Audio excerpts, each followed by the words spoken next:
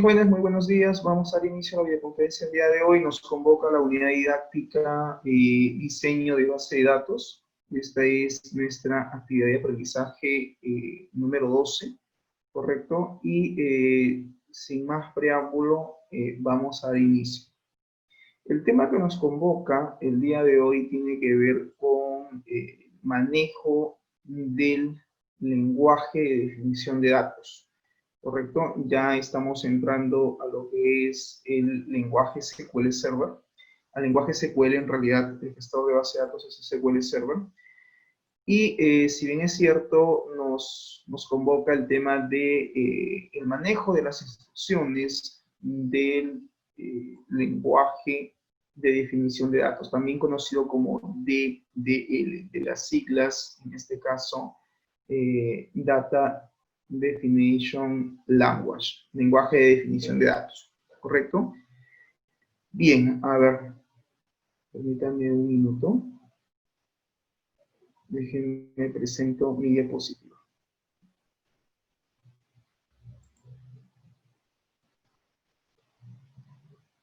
Bien, por favor me confirman si logran ver mi diapositiva.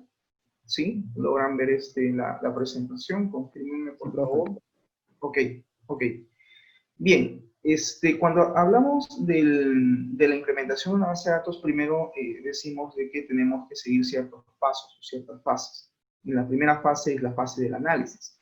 El análisis forma parte de la primera fase, la fase inicial de lo que viene a ser, pues, el proceso de implementación de un database. Si bien es cierto, hemos dicho que todo sistema de información cumple un ciclo de vida y este ciclo de vida pues tiene etapas o tiene fases. Cuando hablamos de los sistemas informáticos, específicamente este ciclo de vida es para los sistemas de tipo OLTP, es decir, Online Transaction Processing, procesamiento transaccional en línea, o sistemas transaccionales. Recuerden también que existen los sistemas OLAP que hace referencia al procesamiento analítico en línea. Tiene que ver con las siglas Online Processing, que básicamente tiene que ver con los sistemas OLAP, ¿no? Son otro tipo de sistemas. Están orientados, por ejemplo, los sistemas OLAP más a lo que es el análisis de datos, que puede ser un análisis, como en este caso, pues, descriptivo, puede ser un análisis predictivo, y dependiendo de este tipo de análisis que nosotros queramos realizar sobre la información, se puede desarrollar un sistema OLAP.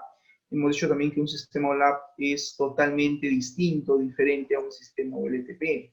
Los sistemas que ustedes están desarrollando o van a desarrollar ahora son sistemas transaccionales, son sistemas de tipo OLTP, que significa Online Transaction Processing, procesamiento de transacciones en línea o procesamiento transaccional en línea, o simplemente también se le conoce como el nombre de sistema transaccional en línea. O sistema de transacciones, para la redundancia. ¿Por qué? Porque son sistemas que permiten básicamente la recolección de los datos. Es decir, creamos un sistema OLTP con la intención de recoger información de la empresa, pues, mediante una interfaz. Y aquí están, pues, naturalmente los software de escritorio, están naturalmente, pues, los sistemas web o aplicaciones web, o también conocido como sitios web o websites. Y también están, pues, las aplicaciones móviles. Es decir, este tipo de aplicaciones, este tipo de sistemas están dentro de la categoría de sistemas OLTP. Y naturalmente, pues, necesitan del acceso de una base de datos. ¿Esta base de datos de qué tipo es? Es una base de datos, en este caso, relacional. ¿Por qué se le dice base de datos relacional?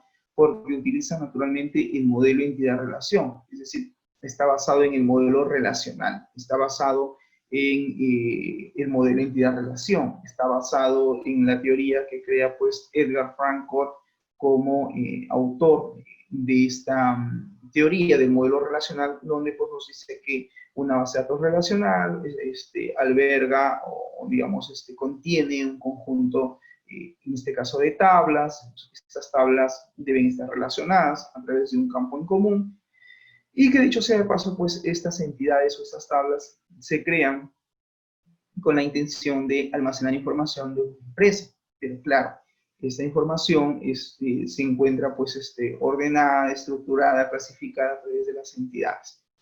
Una entidad, pues, representa un objeto. Hemos hablado que puede ser un objeto real o un objeto abstracto. Una entidad se crea básicamente dentro de una base de datos porque queremos guardar información de ese objeto. Ese objeto puede ser real o puede ser incluso tangible o intangible. También hemos dicho que las entidades por lo general denotan personas, cosas, lugares o eventos de interés. También hemos dicho que existen tipos de entidades fuertes y entidades asociativas. Una entidad fuerte, por ejemplo, es una entidad que tiene existencia propia, que tiene un atributo identificador principal. También hemos dicho que dentro de las entidades fuertes están las entidades débiles. Las entidades débiles es otro concepto que existe dentro del modelo relacional que básicamente permite establecer la relación entre dos o más entidades. Entonces, digamos que la entidad débil permite establecer la relación entre entidades fuertes. Si podemos verlo desde ese punto de vista. Y también hemos dicho que existen las entidades asociativas, que ellos de paso se crean dentro del modelo relacional cuando existe una relación de muchos a muchos, cuando existe una relación many to many, de varios a varios. Que si bien es cierto, en el modelo de entidad-relación puede existir una entidad asociativa, claro que sí, puede existir una entidad asociativa dentro de lo que vendría a ser, en este caso, el modelo de entidad-relación, sí puede existir una entidad asociativa, pero ojo, eso es a nivel conceptual. A nivel de implementación no se puede crear una entidad asociativa. Debemos, en este caso, perdón, no puede existir una relación de muchos a muchos a nivel físico, a nivel de base de datos. Entonces, ¿qué hacen? Se anula esa relación mediante la creación de la entidad asociativa. Es decir, la entidad asociativa finalmente es una tercera entidad que se crea dentro del modelo relacional con la intención de anular una relación que no es normal, que no es atípica y que naturalmente pues, la entidad asociativa termina pues, estableciendo una relación donde la cardinalidad es de uno a muchos. Toda esta teoría lo hemos visto, lo hemos revisado y es importante que ustedes lo tengan claro porque ahora ya pasamos a la fase de implementación, ya pasamos a la fase de programación. Dejamos un poquito de lado el tema, digamos, del diseño de una base de datos para centrarnos ya en la programación o codificación del lenguaje SQL. Pero eso no implica que ustedes tienen que seguir teniendo presente el modelo relacional. Tienen que, para poder ir a SQL Server, que es el gestor de base de datos relacional que vamos a utilizar, y que dicho sea de paso, es el software que van ustedes a ver, este software, este programa, este gestor de base de datos relacional como es SQL Server, no es el único gestor de base de datos. También está Oracle, también está MySQL, también está DB2, también está PostgreSQL, entre otros gestores de base de datos que permiten pues, la implementación de database, de base de datos relacionales. Pero todos estos gestores de base de datos relacionales se basan en un único lenguaje. Este lenguaje es un lenguaje estándar, es el lenguaje SQL. Y claro, naturalmente las siglas, en este caso SQL, hacen referencia a la palabra, en este caso Structured Query Language. Lo estoy escribiendo por el chat. Eso significa las siglas SQL, que en castellano, pues, naturalmente significa lenguaje estructurado de consulta de datos. Eso es lo que significa, el lenguaje estructurado de consultas. Entonces, este lenguaje estructurado de consultas es un lenguaje estándar. Existe un acuerdo internacional entre estas empresas, estas compañías, donde que el lenguaje de base de datos iba a ser el lenguaje SQL y que aquella persona, aquel, digamos, especialista que aprendía SQL, el lenguaje SQL, podía ejecutar estas instrucciones tanto en SQL Server como en Oracle, como en MySQL, como en DB2, sin problema alguno. Gracias a ese acuerdo es que quien aprende SQL Server, aprende el lenguaje SQL, puede tranquilamente crear una base de datos en MySQL, en Oracle o en cualquier otro gestor de base de datos, gracias a ese acuerdo. Diferente a los lenguajes de programación. Los lenguajes de programación, pues cada lenguaje maneja su propia sintaxis, maneja sus propias cláusulas, comandos, instrucciones, algoritmos, y naturalmente, pues cuando uno quiere aprender un nuevo lenguaje, pues tiene que aprender desde cero, aprender básicamente cuál es la sintaxis, cómo manejan, por ejemplo, un bucle en Java, cómo se maneja, por ejemplo, en Visual Basic, es distinto, o cómo se maneja un bucle en Python, es distinto. Cambia la sintaxis, cambia la nomenclatura, porque naturalmente son lenguajes de programación diferentes, distintos, y cada uno de estos lenguajes se ejecutan, se crean, se diseñan, se implementan en distintos software de programación. Recuerden que existen varios software de programación. Partiendo de todo este preámbulo, de toda esta introducción que estamos haciendo para entender la importancia de lo que representan las bases de datos en los sistemas de información, es importante nuevamente recalcar que los sistemas de información o los sistemas informáticos, que quede claro por favor, existe digamos una clasificación y esta clasificación es 1. Estamos hablando de los sistemas OLTP, ¿correcto? Ese es un punto, los sistemas OLTP que tienen que ver, en este caso, transacción, lo estoy escribiendo en el chat, tiene que ver naturalmente con el procesamiento transaccional en línea y los otros sistemas son pues los, en este caso, sistemas OLAP, que tiene que ver con, en este caso, el procesamiento analítico, correcto, en línea. Entonces, son sistemas, digamos, distintos, ¿correcto? Ahí está, ahí lo estoy escribiendo en el chat. Existen entonces dos, los sistemas OLTP y los sistemas OLAP. ¿Ustedes qué tipo de sistemas de información van a implementar por ahora? Por ahora ustedes van a implementar los sistemas OLTP, que tienen que ver pues con el procesamiento transaccional en línea, que tiene que ver con la recolección de datos, que tiene que ver más que todo con llevar o ejecutar instrucciones. Lo que ustedes van a hacer es con respecto a los sistemas OLTP, acuérdense que los sistemas OLTP lo que hacen es, van a ejecutar, o digamos, se caracteriza por, en este caso, ejecutar instrucciones de tipo DML. O sea, lo que van a hacer en realidad estos sistemas son ejecutar instrucciones, y ahí lo estoy escribiendo, instrucciones DML. ¿Qué significa DML? Estamos hablando del Data Manipulation Language, que viene a hacer referencia al lenguaje de manipulación de datos. Ahí está. Es decir, los sistemas OLTP que hacen, ejecutan, van a ejecutar instrucciones DML. ¿Cuáles son estas instrucciones DML? Pues ahí lo voy a anotar.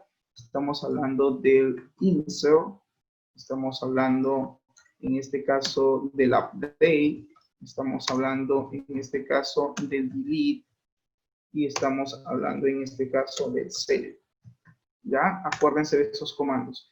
Estos comandos son estas instrucciones DML que existen en el lenguaje SQL. Lo que hacen es básicamente llevar a cabo pues el mantenimiento de datos. Es decir, el insert sirve para insertar datos, el update sirve para actualizar datos o registros de una tabla. El delete sirve para eliminar un conjunto de registros dentro de una tabla. Y el select se utilizan para crear las famosas consultas de datos. Con un select yo puedo extraer ciertas columnas o ciertos registros de una o de varias tablas dentro de la base de datos.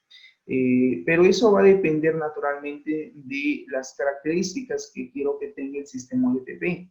Va a depender de qué tipo de sistema de información me están solicitando implementar. En función a ese tipo de sistema, pues naturalmente yo tengo que ver qué instrucciones o qué comandos son los que finalmente yo voy a ejecutar, ¿no? Si voy a hacer una inserción de datos, voy a hacer una actualización de datos, una eliminación de datos o una consulta de datos. Y naturalmente, pues en función a ello, implementamos nuestro sistema de información. Para eso, pues obviamente tiene que haber también un análisis y un diseño del sistema. En el curso de Ingeniería de Requerimientos hemos visto que los sistemas de información también se desarrollan bajo una metodología de desarrollo de software.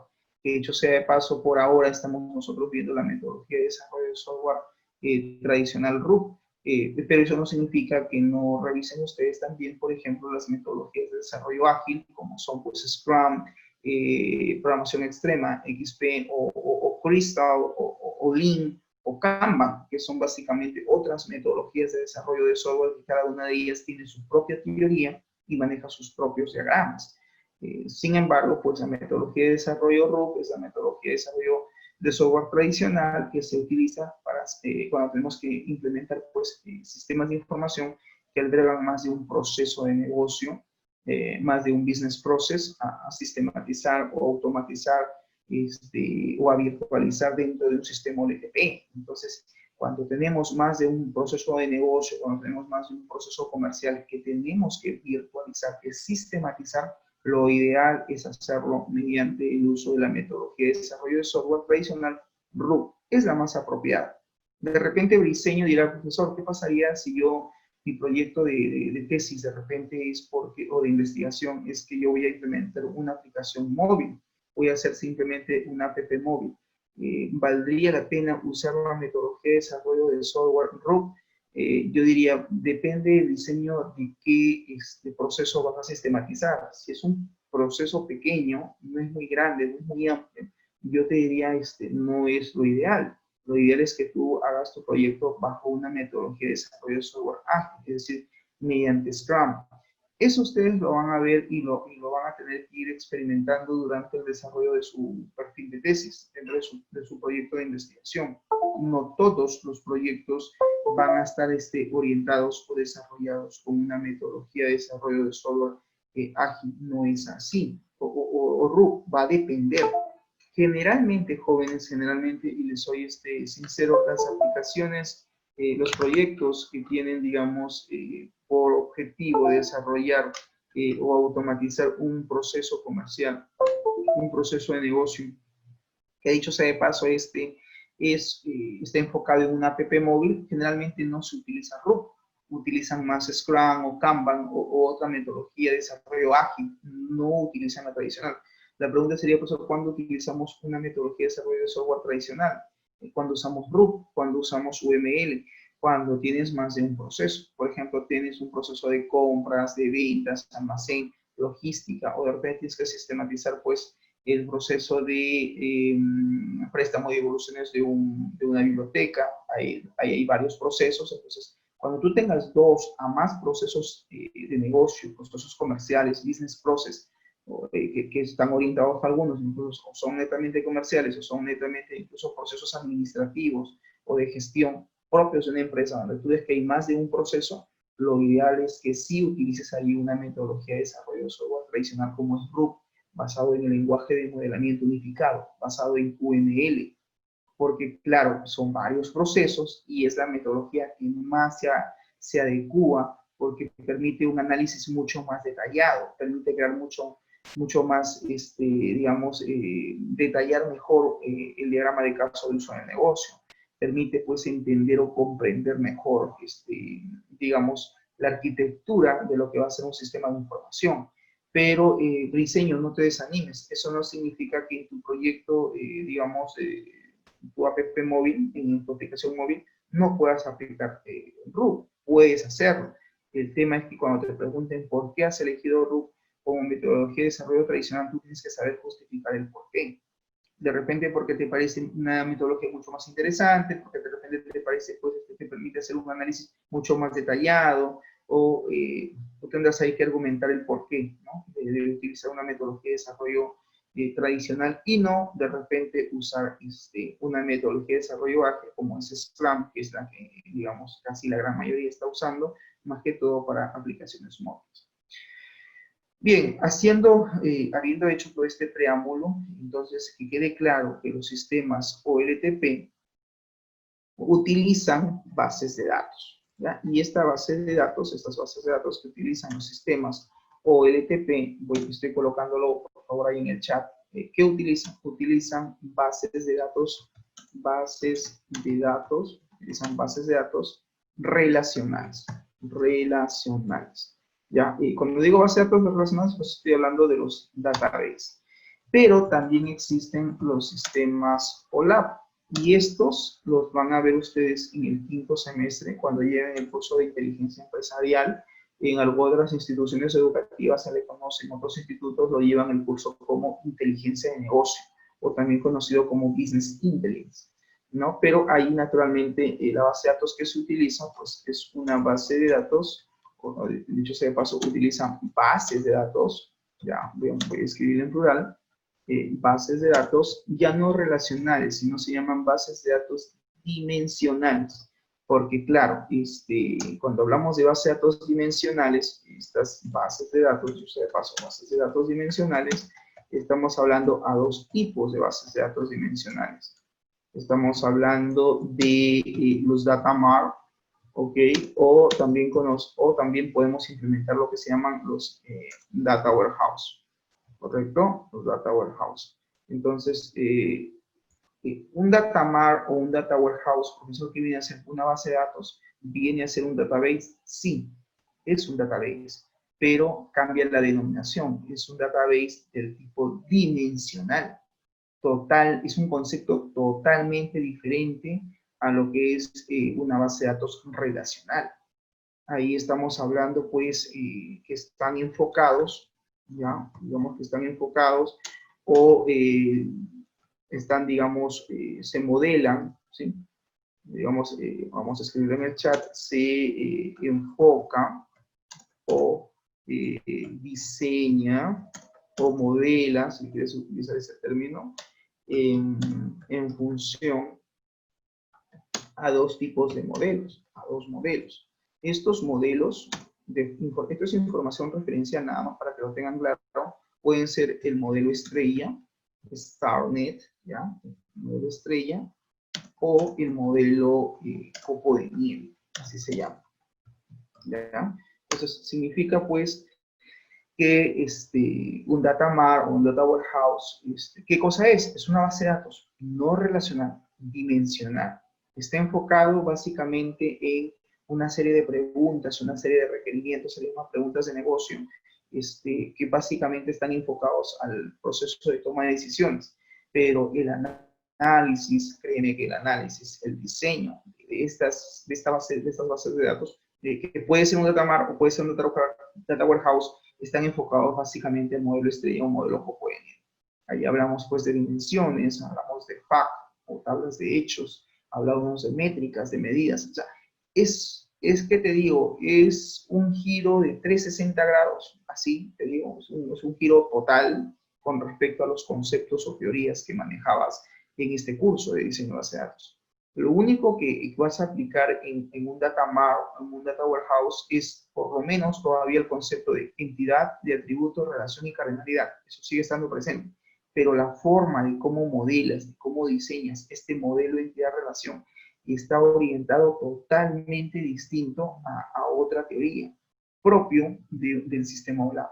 Entonces ahí pues hay que primero entender qué cosa es un data warehouse, qué cosa es un data mart, qué cosa es una solución de business intelligence. Ya, estamos hablando de otros conceptos que, claro, son totalmente diferentes, son nuevos para ti y que los vas a ver poco a poco conforme vayas avanzando dentro de tu formación profesional. Por ahora, solamente ten en mente, acá, por ahora, de que existen dos tipos de sistemas. Sistemas OLTP, sistemas OLAP. Ustedes están desarrollando, ¿qué cosas? Sistemas OLTP, de tipo OLTP. Soluciones informáticas que están enfocadas al procesamiento transaccional en línea. Sistemas de información que están enfocados a la recolección de datos, al mantenimiento de datos, a la ejecución de instrucciones de lenguaje de manipulación de datos, como lo escribí en el chat, a la ejecución de las instrucciones insert, update, delete y select. Eso en los sistemas de base de datos relacional. Los sistemas solar, pues son otros sistemas de información que están orientados al proceso de toma de decisiones, que existen también, utilizan una base de datos, sí, pero que ahí las bases de datos no son relacionales, son dimensionales, y que existen dos tipos de bases de datos que se pueden crear en estos sistemas, que son las bases de datos como por ejemplo un data mart o un data warehouse, y que se enfoca o se modela o se diseña en función a, puedo elaborar un modelo estrella, o puedo elaborar un modelo copo de nieve. Nada más, por ahora, nada más esa información darles digamos, como alcance, que lo tengan presente. De forma preferencial, tengan en mente, sí, no solamente existen los sistemas OLTP, existen otros sistemas de información llamados OLAP. Entonces, alguien dirá, profesor, cuando habla usted de sistemas OLAP, ¿está hablando de qué específicamente? Estamos hablando de sistemas, por ejemplo, de tipo BI, Business Intelligence, BIA, Business Analytics. Estamos hablando de el uso, por ejemplo, de la Big Data. Estamos hablando, por ejemplo, de Machine Learning, el aprendizaje automatizado. O sea, ya estamos hablando de otras cosas totalmente distintas, diferentes a lo que implica pues, un sistema transaccional. ¿Estamos de acuerdo hasta ahí? Preguntas, señores, hasta este punto. En la parte introductoria, ¿estamos claros? Entonces, por ahora, me interesa que ustedes, digamos, tengan claro que existen dos tipos de sistemas de información según su clasificación: sistemas transaccionales, sistemas OLTP, y sistemas que están enfocados a lo que es el procesamiento analítico en línea. Existen dos, y que cada uno de esos sistemas utilizan sus propias bases de datos.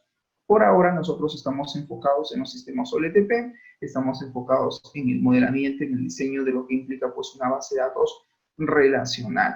Y esta base de datos relacional está enfocada en la teoría del modelo entidad-relación, donde pues tenemos que tener claro que es una entidad, que es un atributo, que es una relación, que es una cardinalidad, cómo es que estos conceptos los tengo que utilizar para poder hacer lo que se llama el modelo entidad-relación, el famoso MER, y cómo es que luego, aplicando la técnica del proceso de normalización de datos, cuyo objetivo es evitar la redundancia de datos, podemos, digamos, evitar que aquellos atributos que se repiten dentro de una entidad puedan finalmente ser eliminados o ser, digamos, analizados para que no existan allí, sino de repente podemos terminar creando otra entidad dentro del modelo de interrelación como parte de la jerarquización de datos, como parte del principio de atomicidad de datos, como parte de lo que implica pues el análisis de lo que implica pues este conjunto de entidades que debo representar dentro de un database. Esto luego me va a dar paso a lo que es la creación del DER, diagrama de entidad-relación, que es, digamos, en ese orden debes de tú, digamos, documentar una base de datos, ¿no? Primero partes del análisis, identificas cuál es el business process a sistematizar, identificas, entiendes, comprendes de qué trata la problemática situacional de la empresa. No solamente es leer el problema, ¿no? Que hay que, digamos, entenderlo y comprenderlo. O sea, ¿no? La comprensión va más allá del entendimiento, siempre lo he dicho. Y claro, una vez que yo he logrado, pues, naturalmente comprender la magnitud del problema, y tengo que plantear una solución. Y esta solución la vas a plantear tú. Es tu propuesta tecnológica, es tu propuesta de solución, es tu alternativa de cómo mejorar, de cómo sistematizar, de cómo automatizar, de cómo virtualizar un determinado proceso de negocio, un determinado business process, un determinado proceso comercial, un determinado proceso de gestión de la empresa, un determinado proceso administrativo, si es que es un sistema de matrículas, notas. Vas a mejorar la gestión administrativa o la gestión académica de una empresa, de una entidad. Y que, claro, pues has analizado su realidad, has analizado su problemática situacional, porque de hecho sea de paso el problema está enfocado en una realidad. Yo creo que nadie desarrolla un sistema subjetivo, sino tiene que ser un sistema pues basado en la realidad comercial existente de una entidad, de una empresa. Nadie implementaría un sistema informático, digamos, ideando cosas. Tengo que acercarme lo más posible a la realidad de esa empresa para poder pues identificar cuáles son sus procesos o subprocesos que tiene existen dentro de ella, dentro de una determinada área o de un conjunto de áreas donde existen ciertas deficiencias, limitaciones en cuanto a lo que es la recolección y el almacenamiento de los datos, de la información. Entonces, necesitan de un sistema informático para mejorar su proceso comercial, para, digamos, tener toda su información ordenada, estructurada, mediante un software, mediante un sistema donde no solamente permita el envío de la información, sino también el procesamiento, el almacenamiento, la salida de esta información y, por qué no, hasta la retroalimentación. Esto implica, pues, hacer uso, digamos, perdón, permite pues, reconocer el principio de lo que se llama cuáles son las actividades que realiza un sistema de información, ¿no? Si yo planteo la pregunta y digo, ¿cuáles son las actividades que realiza un sistema de información? Pues aquí me va a decir, pues, profe, obvio, sencillo, input, entrada de datos, procesamiento de datos, storage, almacenamiento de datos, output, salida de datos y feedback, retroalimentación. Entonces, estos puntos que estamos hablando de entrada de datos, procesamiento de datos, almacenamiento de datos, salida de datos y retroalimentación forman parte de lo que se llaman las actividades que realiza todo sistema de información. Entonces, frente a esa realidad situacional, frente a ese problema que tú has identificado y que quieres mejorar, que quieres sistematizar, pues tienes que enfocar que tu sistema tiene que ayudar a esa empresa a mejorar su proceso comercial, su proceso de negocio. Y lo vas a hacer mediante las actividades que tiene un sistema de información, donde tú vas a obviamente, pues, a sistematizar, ¿no? Y naturalmente, pues, dentro de las actividades que tiene un sistema de información, hablamos del storage, el almacenamiento de datos. Y el almacenamiento de datos se va a lograr, obviamente, mediante el acceso y conexión a un database, a la creación de una base de datos relacional. Y allí es donde, digamos, utilizamos estos conceptos propios del curso de diseño de base de datos, ¿no? Donde naturalmente toma el análisis como primera etapa. En este caso, este análisis implica, pues, el análisis de la empresa, analizar su problemática, identificar cuáles son sus procesos de negocio, etcétera, etcétera. Y una vez que tú ya tienes, digamos, que entiendes y comprendes el problema, luego pasas a lo que es el modelamiento. En la etapa del modelamiento haces uso de la técnica del modelo de entidad-relación. Utilizas esta teoría. O sea, para que alguien diga, profesor, voy a crear una base de datos, yo lo primero que asumo es que ha analizado el problema de la empresa, está haciendo un análisis de la información, probablemente tiene que solicitar las facturas, las boletas, los documentos que forman parte del proceso de negocio para poder entender qué tipo de datos, qué tipo de información es la que se va a almacenar en esa supuesta base de datos. Porque, Georgina, ¿de dónde vas a sacar todos los atributos de la entidad recarga? ¿De dónde vas a sacar todos los atributos de la entidad usuario? O de la entidad, qué sé yo, tarjeta, no lo sé. Entonces, vas a tener que enfocarte a la realidad. Tú dirás, no, profesor, yo he investigado, yo he hecho análisis, estoy haciendo análisis de la información, tengo aquí el voucher de la recarga, tengo aquí los datos que maneja el SIT dentro de su proceso de recarga. Todo eso yo lo tengo. Ah, perfecto. Entonces estás haciendo una investigación real, diseño. Estás centrándote en una realidad tangible. Porque no solamente el modelamiento, el modelo de entidad-relación no solamente se basa en colocar las entidades y ver qué entidad con qué entidad se relaciona y qué características tiene dentro de esas entidades que tú has plasmado. Ahora tienes que identificar los atributos. Ahora ustedes tienen que preocuparse por ver cuáles son los atributos que va a contener, que va a albergar su base de datos en cada una de ellas. Porque acuérdense que por ahora están haciendo el modelamiento y ya tienen que pasar a, después de haber hecho el modelo de entidad-relación, tienen que hacer ya lo que es el DER, el diagrama de entidad-relación, que dicho sea de paso se basa en dos diagramas, el diagrama lógico y el diagrama físico. Que ambos diagramas tienen que ser exactamente iguales en cuanto a sus atributos, en cuanto a la posición de atributos, tienen que ser exactamente iguales. ¿Por qué? Porque naturalmente ya tú, cuando vas, digamos, elaborando el diagrama de entidad-relación, allí implícitamente debes aplicar la segunda técnica, de lo que implica, pues, el modelamiento de una base de datos, que es el proceso de normalización de datos. Según la teoría, dice que el proceso de normalización de datos tiene como objetivo evitar la redundancia de datos. ¿Y qué entendemos por redundancia de datos? ¿Alguien me puede decir qué cosa es la redundancia de datos? ¿En qué consiste? ¿O en qué se basa? ¿Ideas?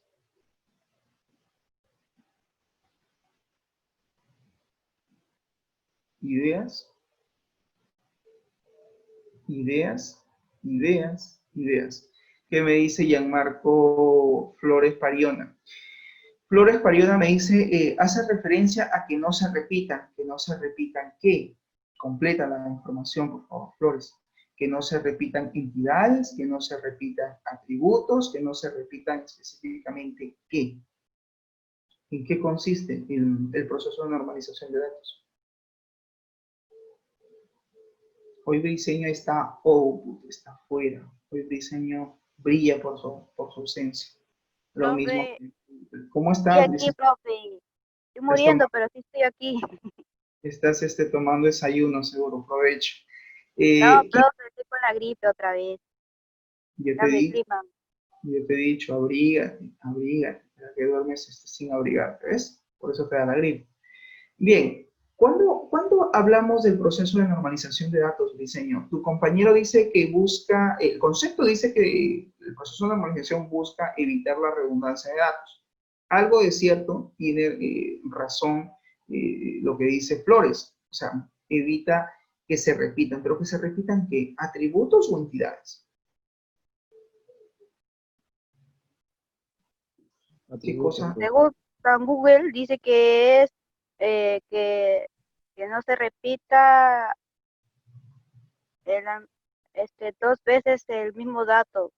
Claro, o sea, en conclusión, evitar que existan datos repetidos dentro de una base de datos. Pero tú dirás, a ver un ratito, profesor, analicemos el concepto. Cuando dice que se evitan que se repitan datos, están hablando a nivel de qué? Puede ser a nivel de atributos. Puede ser que esta información se esté repitiendo a nivel de atributos, porque acuérdate que los atributos mañana van a ser las columnas de las tablas. Y acuérdate que la entidad mañana se va a llamar tabla. ¿Sí? Cambia la denominación. Por ahora, en el modelamiento hablamos de entity, el entity cliente, el entity pedido, el entity empleado, el entity usuario. Mañana diremos el table, la tabla usuario, el table cliente, la tabla cliente, el table pedido, la tabla pedido, etcétera, etcétera. ¿Estamos? Entonces, que quede claro que cuando hablamos de que el proceso de normalización tiene como objetivo evitar la redundancia de datos, está hablando pues que evitar que existan datos repetidos a nivel de atributos o, por qué no, incluso a nivel de entidades. O sea, este proceso de normalización no solamente se enfoca en normalizar los atributos, sino también las entidades. Puede ser que estemos cometiendo el error de crear dos entidades que representan lo mismo. Por ejemplo, alguien dice, profesor, he creado la entidad, vamos a suponer un ejemplo, he creado la entidad agenda telefónica o directorio telefónico del cliente. Ya. Pero cuando yo reviso su base de datos, le digo, pero aquí yo tengo el campo, has puesto aquí el atributo teléfono en la tabla cliente. Entonces, no existe una redundancia. ¿Por qué creas una entidad llamada agenda telefónica o directorio telefónico del cliente cuando has colocado ese dato como atributo? ¿Existe o no existe ahí redundancia? ¿Qué me dice? Sí, ¿Sí o no? profe.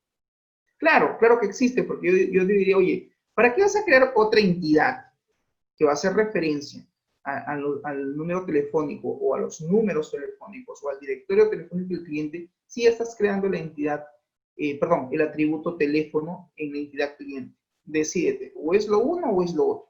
O vas a crear un solo atributo para registrar un solo número telefónico para cada cliente, o es que tú quieres almacenar todos los números telefónicos del cliente. Entonces, ahí lo que tú tienes que hacer es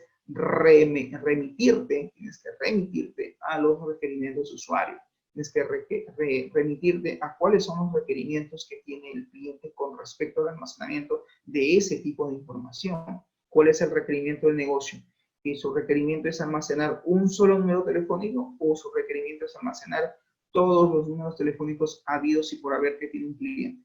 Si en este caso la postura del usuario es, no, yo quiero almacenar todos sus números telefónicos del cliente, no solamente uno, entonces yo te diría, elimina el atributo teléfono de la entidad cliente y sí, quédate con otra entidad o créate otra entidad llamada directorio telefónico o agenda telefónica del cliente y establece una relación entre ambas entidades. Y esa relación va a tener una cardinalidad de uno a muchos, porque yo diré un cliente posee uno o muchos números telefónicos.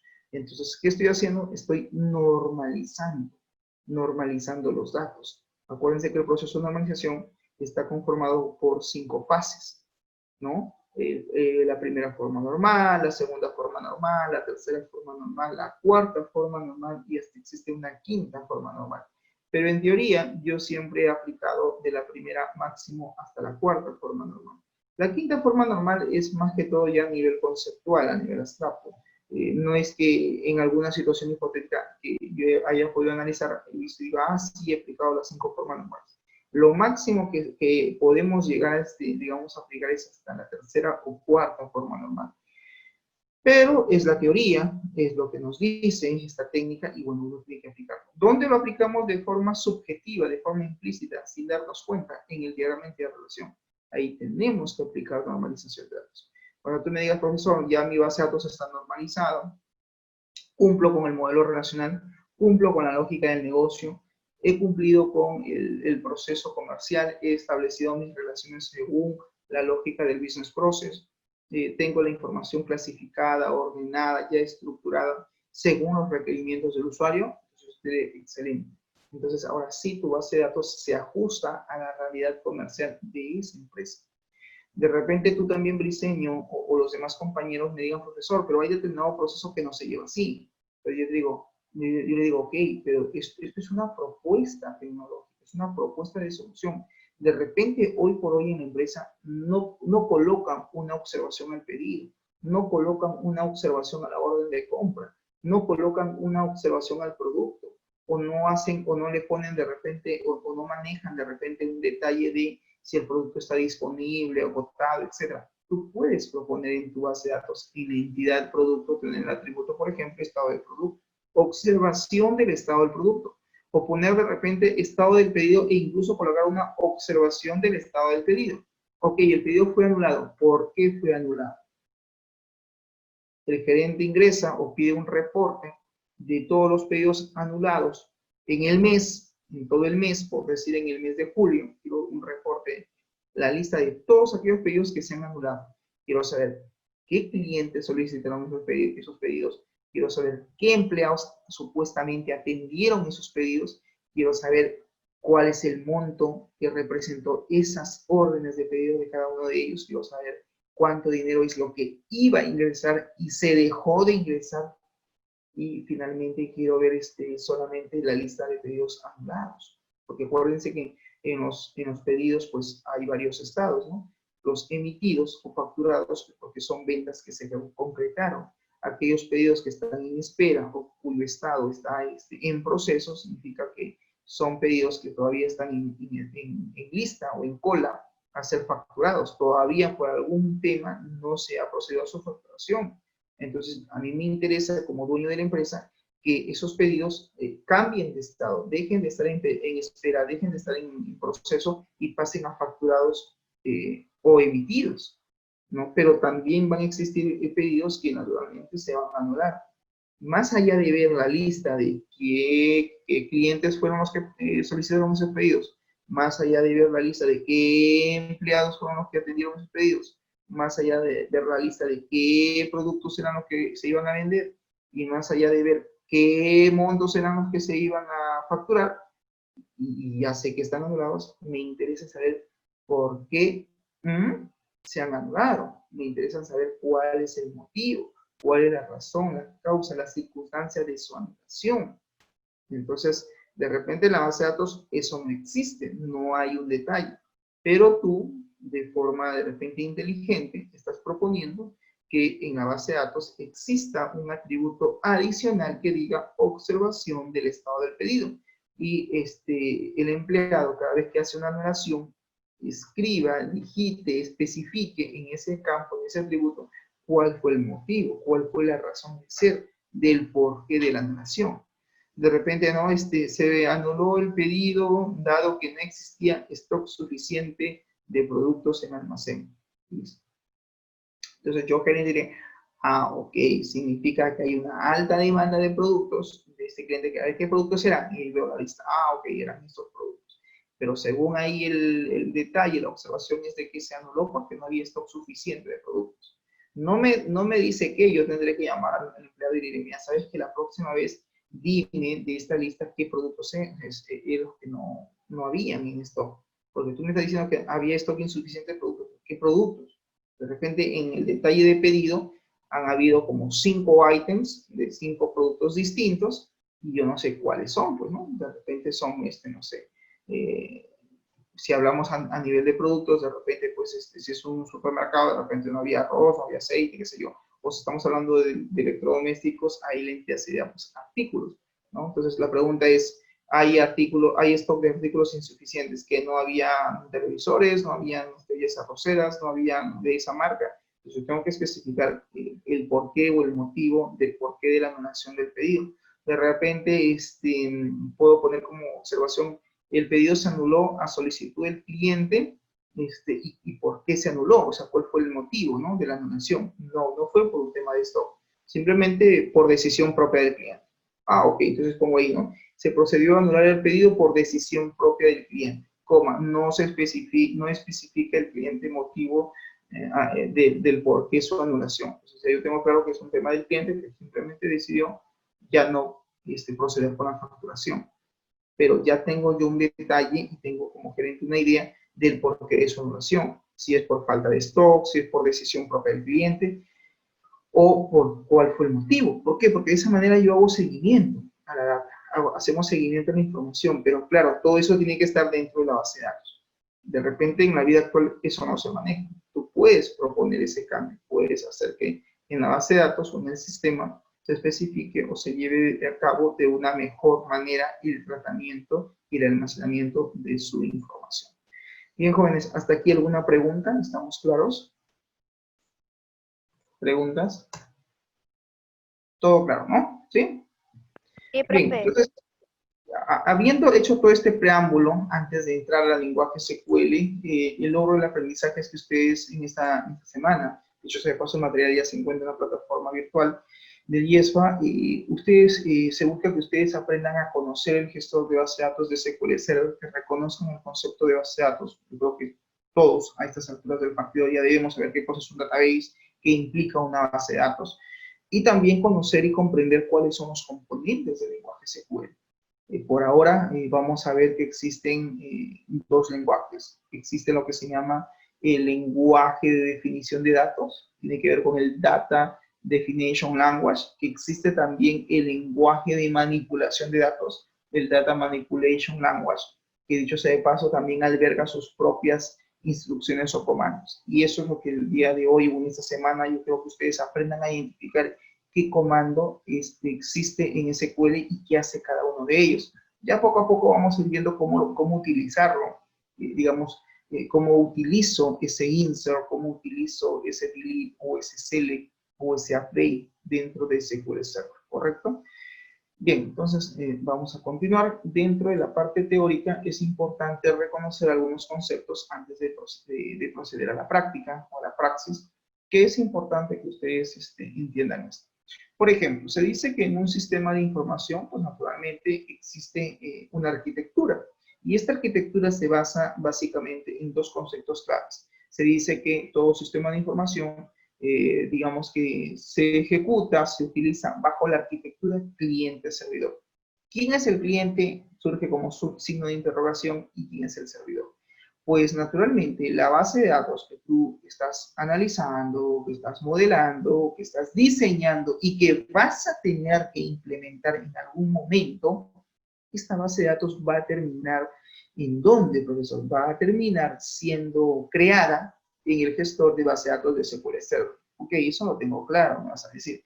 Pero este gestor de base de datos relacional, ¿dónde lo voy a instalar este software? Porque es un programa. Lo vas a tener que instalar en el servidor de la empresa. Esa máquina, ese computador, para que, digamos, tú instales el SQL Server, también tiene sus propias características, también tiene sus propios requerimientos. No le puedo instalar cualquier sistema operativo. Tengo que instalar un sistema operativo que sea del tipo servidor. Ah, profesor, significa que si voy a usar tecnología Microsoft, tengo que usar pues un sistema operativo de tipo Windows. Claro, será pues un Windows Server. básicamente es un sistema operativo de tipo servidor. Y el Windows Server existen varias versiones. La versión más antigua es el Windows NT, el Windows 2000 Server, Windows 2003 Server. Y luego, y así sigue avanzando pues las versiones de Windows Server. Entonces, lo primero que tengo que hacer es coger una máquina dentro de la empresa y convertirla en servidor. Y tengo que también ver qué características va a tener a nivel de hardware, memoria, procesamiento, capacidad de almacenamiento, disco duro, etcétera, etcétera. Ahora, si yo me voy a la empresa y, oh sorpresa, ya existe el servidor, excelente. Me dicen, este es el servidor de base de datos. Entonces yo no me preocupo por eso. Simplemente llevo mi CD de instalación del SQL Server, lo instalo, llevo mi script, llevo mi código, ejecuto mi script, creo mi base de datos, soluciono el problema. Terminé, ya está. ¿Por qué? Porque el servidor de base de datos ya existe en la empresa. Es totalmente distinto. Escucha Cruz, escucha Guamán, Figueredo, es totalmente distinto, diferente a que tú te vayas a la empresa y no exista nada. Por eso me dio a la empresa y no tienen nada sistematizado. Recién quieren sistematizar su proceso de venta. Y yo me he ido y ni siquiera hay computadores, ni siquiera hay ordenadores de escritorio, ni hay laptops. Recién van a adquirir, recién van a comprar el próximo mes.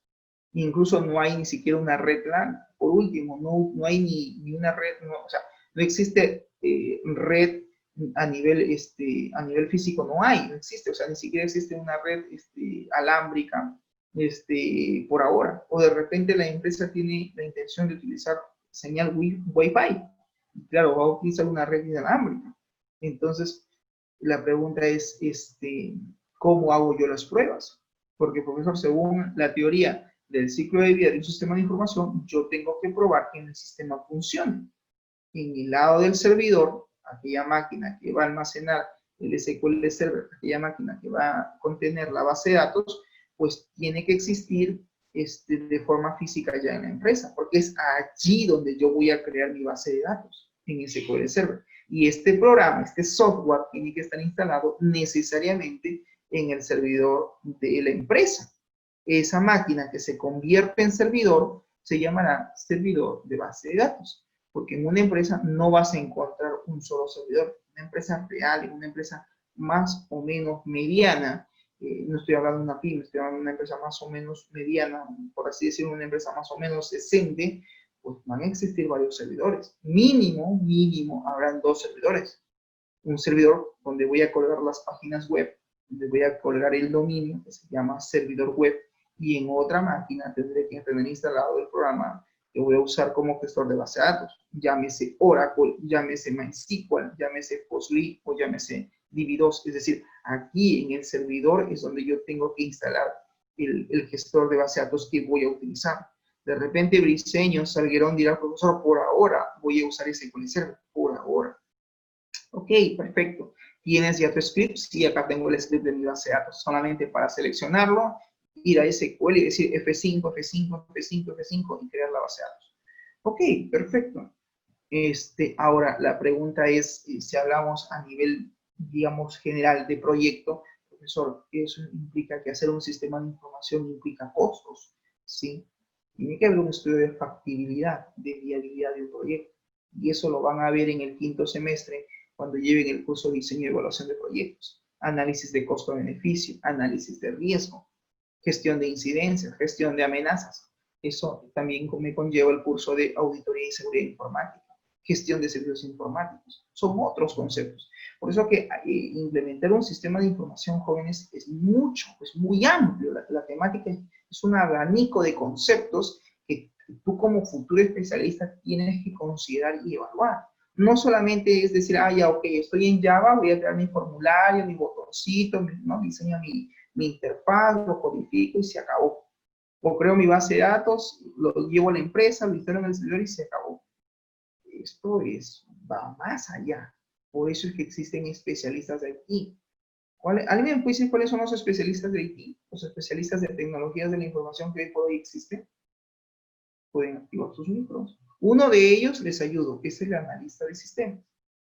Otro de ellos es el auditor de sistemas. Otro de ellos es el DBA, Database Administrator. Pero hay otros especialistas. Está el especialista en redes y conectividad. ¿Vamos? Existen otros especialistas como por ejemplo el programador o desarrollador. Es otro especialista. Que incluso podemos subdividirlo. Alguien dirá, no, no, no, no, yo soy desarrollador web. Yo no hago software de escritorio, puede decir. O alguien dirá, bueno, yo soy desarrollador de software de escritorio. Yo no hago aplicaciones web, yo no hago aplicaciones móviles. No es mi fuerte, no domino eso. Pero si tú me llamas para hacer aplicaciones de escritorio, pues lo puedo hacer y manejo varios lenguajes. Manejo C Sharp, Visual Basic.net, Power Builder, Java, Python, etc. Ah, ok, es una persona que maneja varios lenguajes de programación, pero que solamente desarrolla programas de tipo software de escritorio. Tiene también sus limitaciones, como todo profesional. No, no todos somos todistas. Cada uno se especializa dentro de este abanico de alternativas. Cada uno se especializa de acuerdo a lo que considera importante o lo que le gusta hacer. ¿Preguntas hasta aquí? Profe, un desarrollador es muy diferente que un programador. Desarrollador o programador es lo mismo. En realidad es ¿Mm? lo mismo. Algunos no les gusta que le llamen programador. Se ofenden. No, no, no, a mí me dices que yo soy un desarrollador, no me digas programador. Les gusta que le digan desarrollador. Pero al final un desarrollador es un programador, es una persona que va a programar, va a codificar, va a hacer algoritmos dentro del proceso de sistematización. Ahora que algunos se clasifican, sí dicen, bueno, yo soy desarrollador solo de aplicaciones de escritorio. Hay otros que dicen, no, yo soy desarrollador tanto de programas de escritorio como también web. Y hay gente que dice, no, a mí solamente llaman para hacer sistemas web o aplicaciones web. Yo no hago software de escritorio. Me parece muy básico, te puede decir. Ah, ok, como hay gente que dice, no, yo desarrollo todo tipo de aplicación, escritorio, móvil, web, perfecto. Es un profesional completo porque está enfocado solamente a la parte de desarrollo.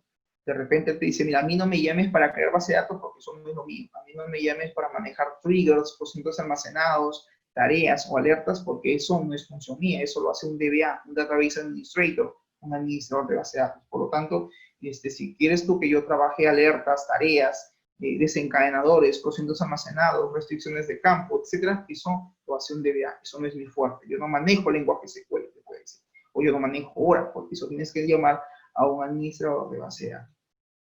¿Alguna otra pregunta? Menéndez, Vilca, Dalin, Eleutenia, Gianmarco, Jorge Luis, Luis Ángel, Sacuso, Nelson, Niñas, ¿todo claro? Hasta aquí. Sí, profe, y es Eleuteria, no Eleuteria. Ah, ok, perdón, Eleuteria. ¿Estamos claros? Entonces, si se dan cuenta, jóvenes, el abanico de conceptos es muy amplio. Esto no acaba en modelo de relación. Esto no acaba en diagrama de caso de uso. Esto no acaba solamente en, sí, estoy aprendiendo sistemas. ¿Y en qué tema vas? En tal semana. ¿Y qué temas has visto esto? Hay mucho más por ver más adelante. Son temas mucho más complejos, ¿no? Creo yo que el curso de Ingeniería de Requerimientos es el curso, me parece, y espero que sea así, y en un momento habrá que volver a revisar los contenidos más adelante, que por lo menos creo que es un curso que toca varios tópicos. Ahí vemos desde lo que es teoría de sistemas, vemos, hemos visto también incluso hasta lo que es la metodología de desarrollo de software tradicional, el RUB, hasta incluso creo que toca el tema de base de datos. O sea, toca varios tópicos. Hablamos de estudio de factibilidad, hemos hablado también de cronograma de actividades, porque es importante que ustedes tengan claro que hacer un proyecto, un sistema, no es solamente crear los formularios y la base de datos, hay todo un plan de trabajo detrás, hay toda una metodología que hay que elaborar, hay incluso que hacer levantamiento de información. ¿Por qué creen ustedes que yo les decía, elaboren su instrumento, elaboren su encuesta, para que sepan ustedes llevar a cabo el proceso de análisis? El análisis es fundamental, jóvenes, es crucial en un sistema de información. Si tú no haces un levantamiento adecuado, pues vas a terminar como Morales. Vas a terminar de repente como Morales cuando tenía que crear sus entidades. ¿Dónde está Morales? ¿Está en sala? No, no se fue. Asistencia, no se olviden, ¿no? Ah, por acá está, Yurida. Entonces, es importante que ustedes partan primero del análisis. Si ustedes no entienden el proceso de negocio que pretenden sistematizar, van a tener dificultades y es probable que todo lo que diseñen, todo lo que hagan, crean ustedes que está bien y de repente al final, ¿dónde te vas a dar cuenta? Cuando pases a la parte de desarrollo, la parte de programación y digas, oye, me parece que aquí me faltan cosas o me parece que aquí hay datos que no he considerado en la base de datos. Entonces, ahí sí tenemos un problema. ¿Ok? ¿Estamos claros entonces aquí? ¿Sí? Georgina y todos, por favor, sincérense. ¿Ah? Me gusta que la gente se sincere. Si hay algo que ustedes se dan cuenta que no está claro, por favor, repasen. Lean el material, revisen, hagan autoaprendizaje. Yo hago una síntesis de todos los conceptos. Trato de sintetizar el tema de forma muy puntual. Pero no se queden tampoco con la síntesis. No se queden con el resumen que yo les doy. Ah, el profesor habló de esto, voy a profundizar un poco más. Seguramente estará por ahí algún material, algún video introductorio o alguna hoja de información que el profesor ha colgado que habla de ese tema. Es importante que ustedes lean.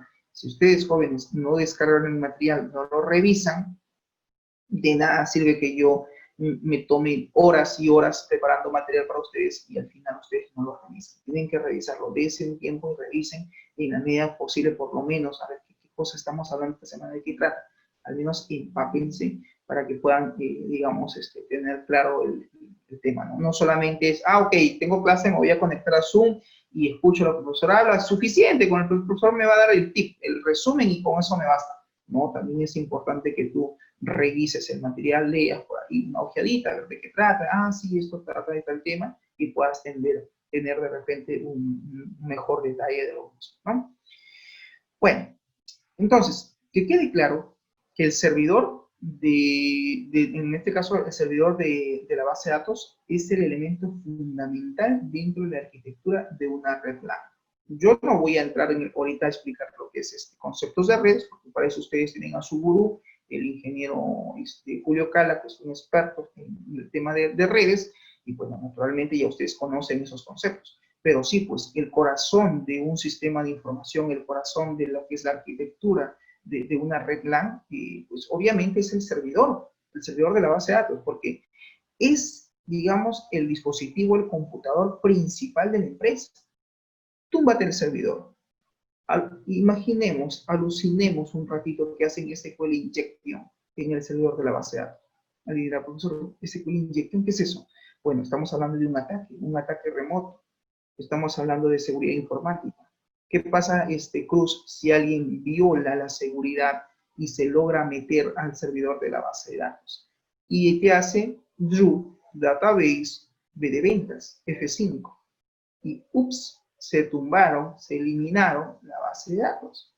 Tú dirás, Cruz, bueno, profesor, yo no tengo problema que se hayan eliminado la base de datos, porque dentro de mi plan de contingencia, de lo que es el PETI, el Plan Estratégico de Tecnologías de la Información, porque yo sí hago gestión de servicios informáticos, me dirás, tengo lo que se llama el tema de backups. Yo sí genero copias de seguridad y no lo hago en el servidor, lo hago de forma remota, porque incluso he solicitado a la gerencia que implementen un servidor remoto de base de datos. Por lo tanto, manejo backups, manejo copias de respaldo, no me afecta que se hayan eliminado la base de datos. Yo te diré, excelente, Carrión, Cruz, has logrado, naturalmente estás dentro de lo que es la gestión de servicios, has logrado, pues, de una manera, salvaguardar la información de la empresa. ¿Estamos? Happy face, carita feliz para ti. Muy bien, excelente. ¿Por qué? Porque efectivamente has salvaguardado la información de la empresa, has creado backups, está dentro de lo que es la gestión de servicios, has ido un poquito más allá. Entonces está bien, estamos cumpliendo como especialistas de sistemas, porque claro, el tema de un plan de contingencia, el tema de backups, el tema, por ejemplo, de auditoría a un servidor, son conceptos que hay que manejarlos, pero que obviamente lo hacen otros especialistas. Ahora, si tú estás dentro de la empresa y tú tienes la responsabilidad del área de sistemas, es probable que terminen siendo muy oficios, terminen haciendo varias cosas. Y claro, pues, hay que entender que eso de copias de seguridad, de gestión de servicios, estamos hablando de otra función, otro especialista es el encargado de hacer eso. Pero hay que considerar y hay que evaluar también incluso los backups importantes de una base de datos. Las copias de seguridad forman parte del plan de contingencia. ¿Estamos? Muy bien. También existen aquellos computadores denominados clientes o denominados usuarios. Estos computadores clientes, usuarios, dirá Briceño, ¿quiénes son, profesor? Pues son las máquinas, son los computadores que se van a conectar al servidor, que van a ser, que se van a conectar ¿cómo? Van a ir con su cable, y por eso van a tirar cable de aquí hasta el servidor, cable de red. No, la conexión pues está hablando mediante código, ¿correcto? En los sistemas de información, y lo escribo ahí en el chat, se llama así, mira. No sé si han escuchado ustedes, ya deben haberlo escuchado. Connection String. Todo sistema de información, todo sistema transaccional, todo sistema OLTP, al margen si es software de escritorio, al margen si es aplicación web, al margen si es una app móvil, tiene que usar una cadena de conexión. Tienen ustedes que implementar un connection string entre el lado del cliente, donde me voy a conectar de forma remota hacia el servidor de la base de datos. Entonces, Briceño o Cruz dirá, profesor, ¿eso implica que tengo que codificar toda una cadena de conexión para conectarme al servidor de mi base de datos? Sí. Entonces Cruz dirá, profesor, ¿eso implica que también esa cadena de conexión se pueda vulnerar, se pueda modificar, se pueda alterar de forma remota? Lo pueden hacer mediante un malware. ¿Saben lo que es un malware, verdad? Se escribe así. ¿Saben lo que es un malware? ¿Ideas? ¿Virus, profe? ¿Tipo un virus? ¿Qué comes que adivinas? Así es. Un malware tiene que ver pues con los famosos troyanos, los famosos virus. Hay malware que se programan, se codifican, incluso y que se envían a través de los correos electrónicos. O el típico usuario que le gusta usar su pendrive y va metiendo el pendrive a la máquina de la empresa y no sabe que de repente está infectando a la red o está infectando a la máquina con un malware que tiene como objetivo obtener el connection string, la cadena de conexión del sistema que están usando, para después poder acceder y hacer un ataque remoto. Cruz dirá, profesor, ¿ese tema qué es? Auditoría y seguridad informática. Es el tema de seguridad informática, auditoría y seguridad informática. Y ahí estamos hablando ya de otros temas. La famosa ISO. La ISO, por ejemplo, 27001, normas y políticas de seguridad informática. Estamos en varias ISOs. En fin, eso ya es tema de sexto semestre, pues son temas más avanzados. Ya más adelante lo irán viendo, Dios mediante, ¿no? Entonces, el tema de un sistema de información va más allá. Ahí en auditoría y seguridad informática es donde ustedes van a traer sus conceptos de redes, que ya están aprendiendo con el ingeniero Cala, ¿no? ¿Cómo es el tema, por ejemplo, el nivel OSI, el modelo OSI? ¿Dónde están los puntos digamos, de seguridad vulnerables? Acuérdate que un computador trabaja con puertos, y hay puertos que están abiertos, hay puertos que debemos de bloquear, y alguien dirá, profesor, a mí me dijo mi profesor de redes que en una red yo debo de implementar un servidor proxy, se llama así, por ejemplo. A ver, lo escribo. ¿Han escuchado? Deben haber escuchado. ¿Han escuchado que es un servidor proxy? No, profe. ¿Ah? Todavía. Ya, bueno, ya lo verán seguramente en redes 2. No se preocupen. Pero anoten. Acá hay conceptos que ustedes... Ah, ya lo han visto. Excelente. Pero ahorita no me acuerdo. Ah, y es otra cosa. Ya, bueno. Pero está bien, es bueno sincerarse. Sí, profesor, sí lo han visto, aunque no recuerdo porque mi mente es frágil. Ah, perfecto. Pero está bien. Ya, lo han visto, solo que no recuerdo, pero está. Entonces, eso implica pues hacer un refresh. Así como cuando tu máquina le haces un F5, también hay que hacer un F5 a los contenidos. Entonces, se dan cuenta, jóvenes, que aquí pues es un tema bien amplio hablar de sistemas de información. Y claro, aquí por ahora nosotros nos estamos centrando solo en base de datos, pero el tema es mucho más complejo, el asunto. Aquí hay que hablar de gestión, hay que hablar de auditoría, hay que considerar el tema de vulnerabilidades, amenazas, riesgos. porque un sistema también está expuesto a amenazas. Los malware, típico, como que también hay otras amenazas que no sé si ustedes han escuchado. A ver, lo escribo por ahí en el chat. ¿Alguien sabe qué es eso? No es ingeniería de requerimientos, ¿no? Es otra cosa. Ingeniería social. Ingeniería social es quitarle la información al cliente o usuario o al quien le quieres atacar, Pero sin ¿cómo? que se den Sin ahí, que o se sea, como levantamiento de información, ¿no?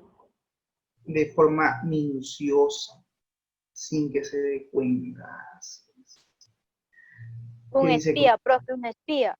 Claro, Cruz está pensando en la sociedad, dice.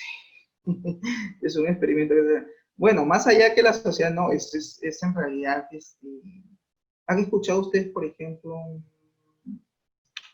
a ver, para que se pueda entender, ya, un ejemplo de ingeniería social? Alguien le ha llegado mensajes de texto que dice, te has ganado un auto, te has ganado 10.000 soles, el programa de televisión, nombre tal, el programa tal, te premia por tu sintonía Sí, profe. con 25.000 Un carro me Figueredo, ganó. por ser el alumno del IESFA, te vamos a dar una bicicleta, una cosa así. ¿Verdad? Es como lo que Ya, apareció en la noticia, lo que ok. llegaban por mensaje, lo que es, digamos, del banco, han hecho lo que es una Lo, transferencia que es, o sea, puede lo ser último, peligroso, ajá, que lo último que pasó, información. ¿no? Lo que está haciendo el gobierno, digamos, brindando los bonos. Ya varios han Básica del estafado. bono, profe. El bono, ¿no? El famoso bono familiar, ¿no? Yo creo que a más de uno le han vaciado su cuenta, me parece. Le han terminado, hay gente que ha terminado cobrando bonos que no les corresponde y uno va y dice, oye, ¿tu bono? Decía, pero no, te vas, no, ya lo cobraron, oye, pero ¿cómo? Si yo no he venido. Y sabían tu DNI, han sabido tu dirección, sabían toda tu información. La pregunta es, ¿cómo supieron? Te llegó un mensaje de texto, haga clic aquí, esta es la página oficial, registre sus datos. Hay mucha gente que no sabe de informática, incluso clonaron la página del bono familiar, me parece. Lo escuché en las noticias. Ya habían hecho una clonación de la página, y hay mucha gente que ingresó su información, que hicieron, recolectaron los datos y se hicieron pasar por, ¿no? Suplantación de identidad. Ten cuidado, Cruz, ¿eh? No vaya a ser que alguien te suplante y se haga pasar por Jorge Luis Cruz Carrión. Bueno, entonces, sí, pues eso es ingeniería social. Y hay formas mucho más sencillas de aplicar ingeniería social. Estás en una empresa, el típico, ¿no? Que te vas al baño y, uy, encontré, profesor, una memoria de 32 gigabytes. Sí, sí. Y lo he abierto y dice fotos. Y hay una carpeta que dice fotos prohibidas o fotos de viaje. Y tú abres la carpeta inocentemente y dice, profe, no hay nada. Pero tú no sabes que internamente había un malware que ya se descargó y que ya está en tu laptop y ya se infectó. De Y la clásica, profe. peor si eres el típico usuario que no hace un update de su antivirus, ¿no? Eres típico usuario que no quiere pagar la licencia del antivirus que cuesta como 299 soles al año, o 250, o dependiendo de qué antivirus estés usando. Y hay gente que es bien para utilizar licencias originales, no les gusta, no quieren. ¿Por qué? Son de informática y no quieren invertir. Imagínate. Quieren usar el Office gratis. Pasa. Entonces, claro, para versión de prueba, bueno, ya, pues, por lo menos utiliza la versión de prueba, pero si tú sabes que es un programa que lo vas a usar, que sí o sí necesitas, pues por lo menos tienes que comprar la licencia, ¿no? Tu licencia original, ¿no? Yo, por ejemplo, sí pago mi licencia de antivirus todos los años. Todos los años me cargan la tarjeta 299 soles. Y en realidad me sirve porque el año trae 365 días, es como pagar un sol diario por seguridad. No, al final divido y me sale menos de un sol. Y claro, tengo mi información protegida y tengo toda la información como corresponde, ¿no? Pero si no tuviera datos o tuviera, bueno, pagando. Pero sí, pues hay cosas que sí nos cuesta y hay que a veces pagar las licencias, ¿no? Y claro, hay que tener también el tema de ingeniería social, tener cuidado con eso. Bueno, entonces, que quede claro que todo esta lámina, este gráfico que tenemos acá, básicamente intenta explicar qué es lo que es la arquitectura cliente-servidor. Claro, aquí no he puesto mi red LAN, pues eso ya no forma parte del curso, pero naturalmente, pues en una empresa existe una red LAN, ¿no? Y naturalmente hay una arquitectura cliente-servidor.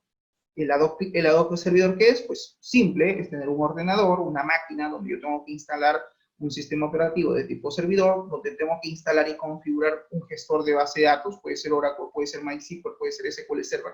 Y que dicho sea de paso, es allí donde yo voy a crear la base de datos. Si ese concepto me entienden, perfecto, estamos bien.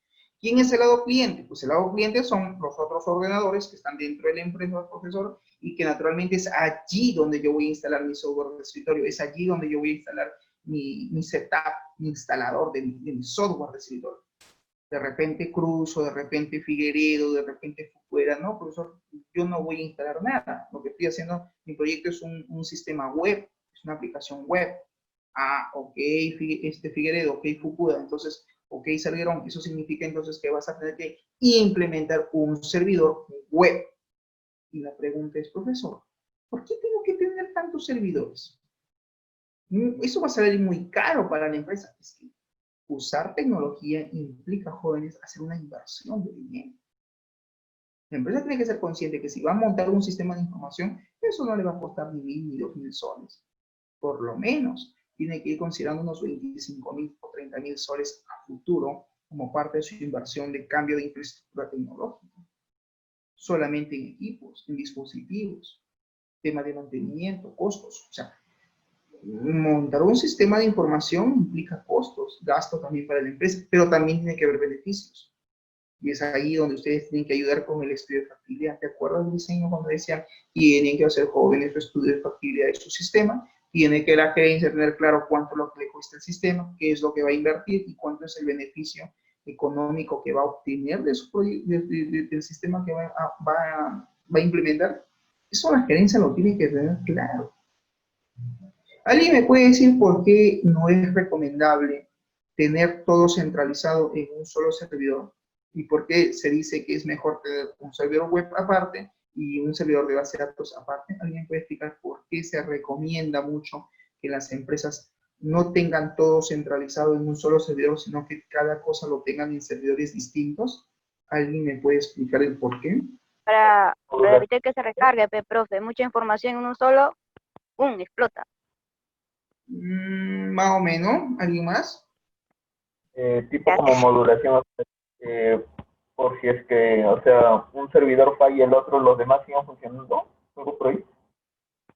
Ya, estamos cerca, perfecto. No, no están tan mal. Van por ahí.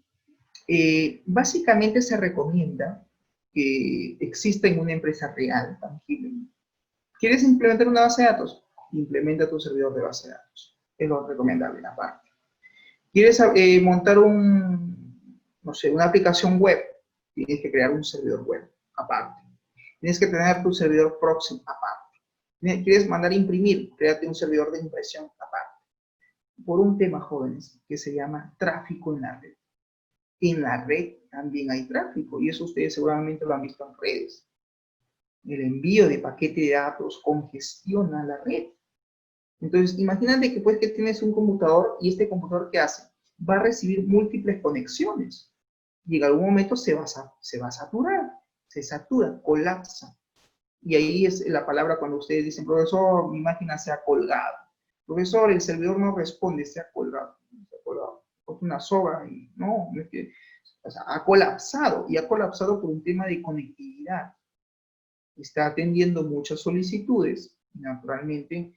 El computador tiene que tener una buena memoria, el servidor tiene que tener una buena memoria, un buen disco duro, un buen hardware, en otras palabras, para que pueda pues atender cada una de estas múltiples conexiones que se están haciendo en simultáneo dentro de la red. Y ahí viene el tema que se llama cuellos de botella. Hay un embotellamiento a nivel lógico en la red, muchas solicitudes. Lo mejor que es descentralizar. Entonces creamos un servidor aparte para la base de datos, creamos un servidor web. ¿Qué estamos haciendo? Parte de lo que dice Cruz tiene razón. Queremos mejorar la administración de los recursos de la red. Queremos mejorar el tema de conectividad. Entonces, lo mejor es no centralizar, sino descentralizar. ¿Qué pasa, por ejemplo, si se cae el servidor de la base de datos? Y dentro del servidor de base de datos tenías tú tus páginas web, tu dominio. Nadie va a poder entrar a tu página web. De repente, si lo tienes descentralizado, pues alguien va a entrar y dice, sí, puedo entrar a la base de datos. No puedo loguearme porque no hay sistema, se cayó el servidor de la base de datos, pero por lo menos puedo ir viendo otras páginas que no necesariamente tienen conexión a la base de datos. Simplemente es información que el cliente puede visualizar por ahora y puede navegar y ver de repente qué es lo que mi página web ofrece. Ok, porque hay un tema de descentralización. Entonces, esto es importante que ustedes también lo tengan claro. Entonces, entre la máquina del cliente y el servidor, ¿qué debe existir? Una conexión. A nivel de desarrollo, a nivel de programación, profesor, aquí, ¿qué es lo que tengo que especificar? Un connection string. Quiero conectar Java con SQL, tengo que armar mi cadena de conexión. Incluso la forma de cómo te conectes también es importante. Hay dos tipos de autenticación, modo Windows, modo SQL. Profesor, si en un sistema real, ¿con qué modo me conecto? A nivel de código. Si vas a usar programación, pues conéctate a nivel en este caso, de la autenticación SQL. Es la forma o el modo más seguro. Nunca te conectes modo Windows. Modo Windows por ahora, por un tema de aprendizaje. Pero en un sistema real tienes que conectarte mediante conexión modo SQL a través del usuario SA, poniendo la contraseña, la clave, o incluso mediante el número IP del servidor. Es una forma segura de poder establecer la cadena de conexión entre el lado cliente y el lado servidor. Cuando hablo del lado cliente, el profesor dirá Ninías, o dirá Mendoza, o de repente Flores, o de repente Briceño o Valverde. Profesor, significa que si yo implemento una página web del cliente, ¿cómo se conecta? Mediante su URL. Pone www. ¿No? Y ya. El hecho de conectarme de forma remota, accediendo desde el browser, desde mi navegador de mi máquina se convierte automáticamente en el cliente, en el usuario. Se llama lado cliente o lado usuario. El cliente envía solicitudes al servidor. El servidor emite una respuesta a esa solicitud. Yo quiero mostrar en esta página web la lista de productos que tiene tu sistema. Entonces, ¿qué estoy haciendo? Al acceder, a loguearme, al especificar mi usuario y contraseña, estos datos viajan al servidor, se consulta si el usuario y la contraseña es correcto, y si es correcto, pues me muestra un mensaje de bienvenido y me da acceso al sistema. ¿Qué está haciendo el servidor? Está haciendo una respuesta. Está enviando una respuesta. Pero claro, para que envíe esa respuesta, tiene que haberle llegado los datos, tiene que haberle llegado la solicitud de autenticación. Para, en función a esa solicitud de autenticación, él da respuesta y decirme, ok, tus datos son correctos, tu usuario y contraseña es correcto, accede al sistema. Y si no, me dirá error, usuario no existe, contraseña incorrecta. No lo ha validado el cliente, lo tiene que haber validado el servidor de la base de datos. Porque se supone que en la base de datos he creado la tabla de usuario. Se supone que ahí tengo el código del usuario, tengo la contraseña, etcétera, su perfil de usuario, etcétera, y el sistema tiene que hacer esa validación, esa autenticación. ¿Y cómo lo va a hacer? Pues mediante una cadena de conexión. ¿Alguien recuerda cuando ha ido de repente a un supermercado y han escuchado, no sé si les ha pasado a ustedes antes de la pandemia, que decían, no hay sistema? ¿A quiénes de ustedes les gusta visitar a los supermercados? A los supermercados también, a los bancos, profe. Y no solo acá, también en las entidades bancarias, es verdad. Sobre todo, pero no son todos los días, ¿eh? Solo en fechas claves. En fechas claves, fin de mes, quincena, se suele ir el sistema, ¿o no? ¿Alguien sabe a qué se refiere cuando dicen no hay sistema? ¿Alguien entiende el concepto cuando dicen, pero me fui al banco y estaba haciendo mi cola y en un momento escuché que dijeron no hay sistema? Y estuvimos esperando como media hora, la gente se aburría y nada, pues, ¿no? ¿Qué pasó? Claro, muy bien, Cruz. Cruz dice se cayó el servidor. Levántalo. No significa que el servidor ha estado caminando, se tropezó y... Mantenimiento, profe, también puede ser. Dime. Por un tema de mantenimiento. Claro, es que el tema de mantenimiento, jóvenes, no. El mantenimiento en una empresa real no se hace en día, se hace de madrugada. No sé si alguien, a mí me ha pasado, creo que lo comenté, no sé si en esta sala o con otro grupo, perdón, creo que fue en el curso de auditoría, cuando tenía que, les decía, ¿no? Que, por ejemplo, y una empresa real, en algunas entidades bancarias, como por ejemplo el BCP, a partir de la medianoche hasta las 4 de la mañana, ellos hacen backups, ejecutan copias de seguridad. Y cuando tú quieres retirar dinero en ese rango de tiempo, no te permite el cajero. Dice, ups, lo sentimos, no podemos atenderlo en este momento. Yo quiero mi plata, quiero retirar. No, lo sentimos, no podemos. ¿Por qué no podemos? Porque están en mantenimiento, están haciendo copias de seguridad, están haciendo backup. Porque obviamente de madrugada es el tiempo, digamos, apropiado para que el servidor empiece a generar sus backups de todas las transacciones que se han hecho en el día. Entra en un estado de hibernación. O sea, el servidor entra en un proceso de, digamos, en un proceso interno, el servidor está haciendo tareas, está ejecutando cosas internamente. La pregunta es, profesor, ¿qué significa que hay alguien que está trabajando de madrugada? No, se genera, se hace las famosas tareas o alertas en el servidor para que éstas se ejecuten en determinado tiempo de forma automática. Y claro, nadie apaga las máquinas están encendidas. Eso se encuentra en un data center, en un centro de datos. Y ahí están los servidores. Y no hay uno, hay varios servidores. En el caso del ejemplo de las entidades bancarias, ¿no?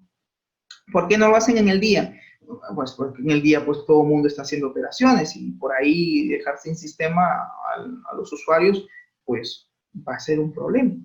Por eso es que los planes de mantenimiento, los backups, se hacen por lo general de madrugada. Se programan, se codifican tareas, se crea todo un plan de mantenimiento para que el sistema automáticamente, en función al tiempo, a la hora que hemos configurado, entre en recesión y no atiende solicitud alguna. Simplemente se bloquea y luego se hace un desbloqueo ya en función en la mañana, pues a partir de las 5, 6, ya está nuevamente operativo. Cuando Cruz dice que se cayó el servidor, no es que el servidor alguien lo tiró al suelo, por si acaso hago la observación de profesor, me está bromeando, obviamente que ya sabemos que no, pero explico, pues no, uno nunca sabe, gente por alguien por ahí cree que... Siempre hay uno, profe, siempre hay uno. Siempre hay uno, siempre, créeme que sí. Cuando dice que el servidor se cayó es porque el servidor está teniendo tantas conexiones que hay un embotellamiento, un cuello de botella a nivel interno que no responde más y que hace el servidor inmediatamente corta esa conexión. Es decir, cuando decimos no hay sistema es porque la conexión se perdió. Entre el lado cliente y el lado servidor se perdió, se anuló, se fue. Entonces no hay señal, no hay conexión. ¿Y cómo sabe el usuario? Porque de lo que estaba logueado, de lo que estaba con el sistema abierto, le sale un mensaje de error o de alerta, ¿no? Y incluso algunos se cierra, se bloquea. O sea, cierra la sesión y ya, pues ya te das cuenta de que, ups, se fue el sistema. No hay, ¿no? ¿Qué dice? Ok, entonces a eso se refiere cuando dice, pues no hay conexión, no hay sistema. Se pierde la conexión. Entonces, en el lado cliente, que quede claro que hay que instalar pues, un software de aplicación, y ahí instalamos al sistema, que naturalmente pues, va a permitir tener acceso al servidor de la base de datos, ¿correcto? ¿Qué es SQL Server? Pues SQL Server es el gestor de base de datos relacional, ¿no? Donde podemos implementar pues, nuestra base de datos, eso lo tenemos claro, sirve para dar el soporte, ¿no? A las aplicaciones cliente-servidor o aplicaciones distribuidas. Un gestor de base de datos, ¿qué viene a ser? Pues viene a ser un programa que permite el acceso a las bases de datos mediante lenguaje estructurado de consultas, mediante lenguaje SQL. Formas de trabajo del SQL, dos, modo cliente y modo servidor. Esto, profesor, de modo cliente y modo servidor, ¿dónde lo veo? Cuando tú te quieres conectar a SQL, no te sale una ventanita que dice ingrese nombre de servidor, seleccione la autenticación. Ahí en autenticación tú eliges si vas a hacerlo en modo Windows o modo SQL. Y luego te pide el usuario, en este caso el SA, y te pide la contraseña. Incluso algunos estudiantes, recuerdo que en este curso, en otros cursos que enseño base de datos avanzado, le digo, conéctate con tu usuario SA. Y me dice, profesor, ¿cuál es la clave? No sé, le digo, ¿qué voy a saber yo? Si yo no he instalado tu SQL en tu máquina, tú debes de saber qué clave le has puesto. Ni me acuerdo, profesor, qué clave le he puesto. Ese también es un problema. Cuando tú instalas tu SQL y lo instalas modo mixto, lo ideal es modo mixto. Modo mixto significa que te puedas conectar con modo Windows y modo SQL. Y sale ya por defecto el usuario todopoderoso que es el SA, pero hay una parte que dice especifique contraseña. Entonces tú ahí tienes que ponerle una clave. Esa clave grábalo bajo 7 llaves, porque cuando tú inicies sesión con el usuario SA, tú vas a poder hacer cualquier cambio dentro del servidor, incluso crear otros usuarios. El usuario Pepito, el usuario María, el usuario Georgina, el usuario que tú quieras, puedes crear otros usuarios dentro del SQL con su respectiva contraseña para que tengas acceso y tú incluso podrías decir que ese usuario a qué base de datos va a tener acceso, incluso a qué tablas puede insertar datos o puede no insertar datos. Eso se llama niveles de acceso. ¿Puedo crear niveles de acceso en el SQL Server? Claro que sí, claro que puedes, pero lo vas a hacer mediante otros usuarios, creando otros usuarios. ¿Quién lo va a hacer? Cuando te conectas con el usuario SA. Hay gente que le pone contraseña al SA, pues tienes que acordarte de esa clave. Si no te acuerdas, ahí sí tienes un problema, ¿no? Porque mientras no te conectes como SA, no vas a poder agregar usuarios en el servidor. ¿Qué haces, caballero? Pues tendrás que desinstalar el SQL y volver a instalarlo para poder asignarle una contraseña. Profesor, la contraseña que yo le pongo al SQL, en este caso, bajo el inicio de sesión SQL, cuando es el usuario SA, esa clave, ¿se la debo de dar a todo el mundo? No, Briseño. Si tú en una empresa real eres el DBA, eres el administrador de base de datos, esa clave que tú estés instalando en SQL, que sea una clave lo suficientemente robusta, mínimo 16 dígitos, entre letras y números, y guardarlo bajo 7 llaves, porque cuando tú desarrolles el sistema, pues esa clave lo vas a tener que colocar mediante código, para que se pueda conectar el lado cliente con el servidor. Hay que tener cuidado con eso, ¿bien?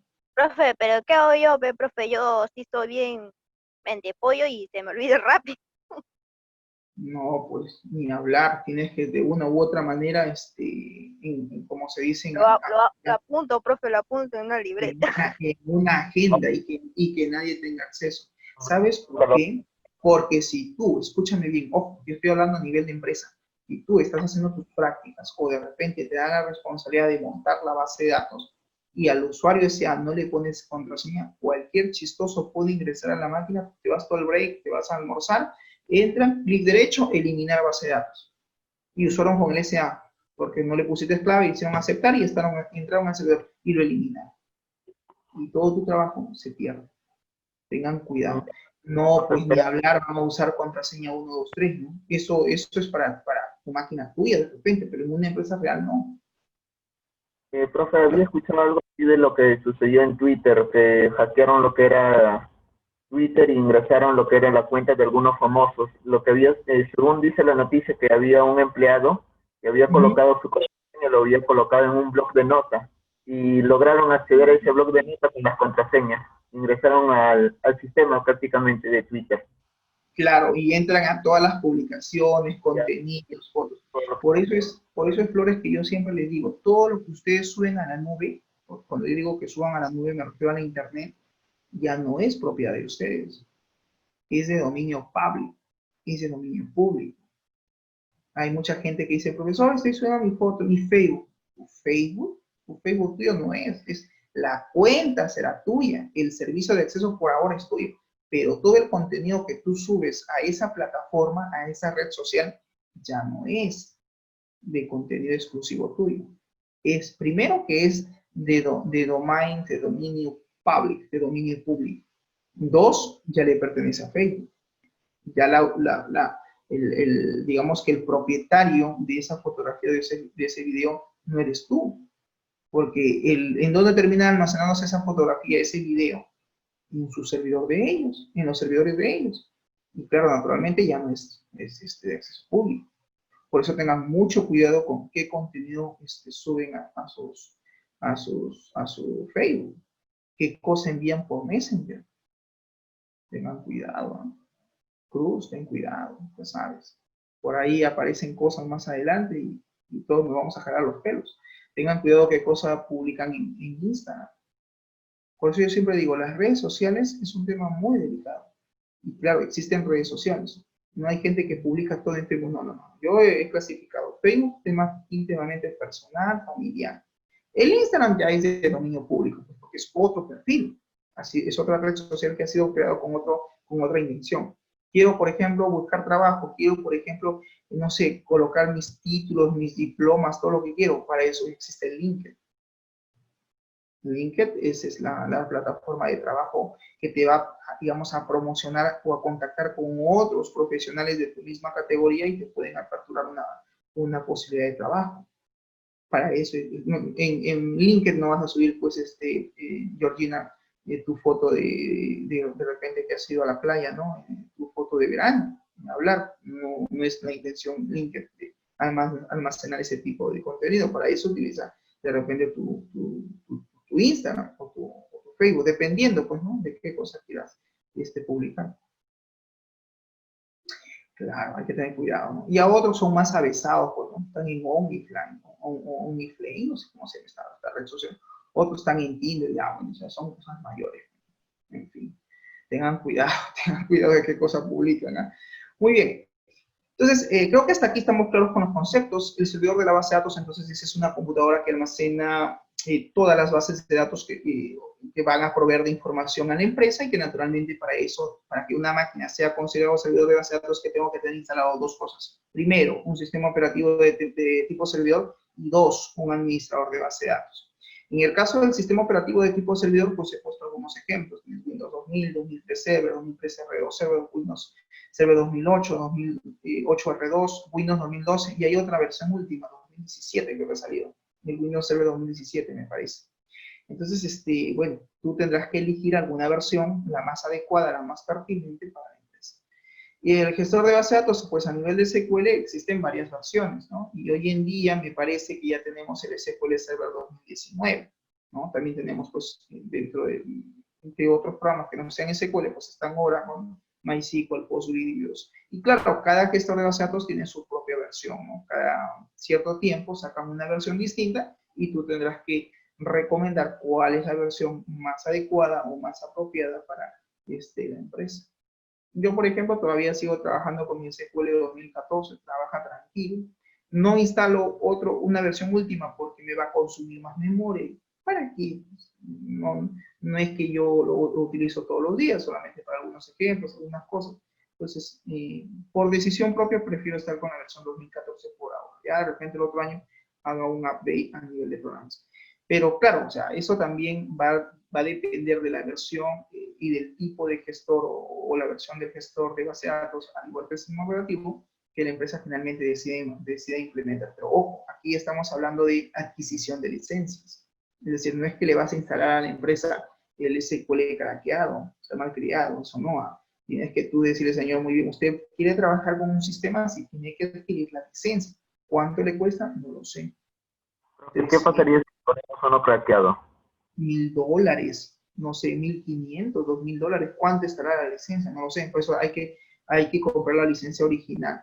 No. Lo ideal es que tú no utilices versiones, digamos, craqueadas, porque si es un sistema que va a tener, digamos, informático, que va a tener información o que va a descargar información, por ejemplo, esta información que tú descargas es para que lo presenten a SUNAT, las facturas, las boletas, es para que lo presenten a una entidad reguladora del Estado, y en algún momento te puede caer una auditoría.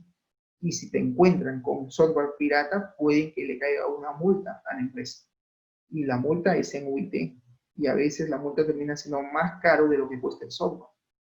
Cuidado, cuidado. A nivel de usuario, todo lo que quieras. Pero a nivel de empresa, como dice Cruz, por un tema de auditoría, puede haber sanciones. Tengan cuidado con eso. ¿Ya?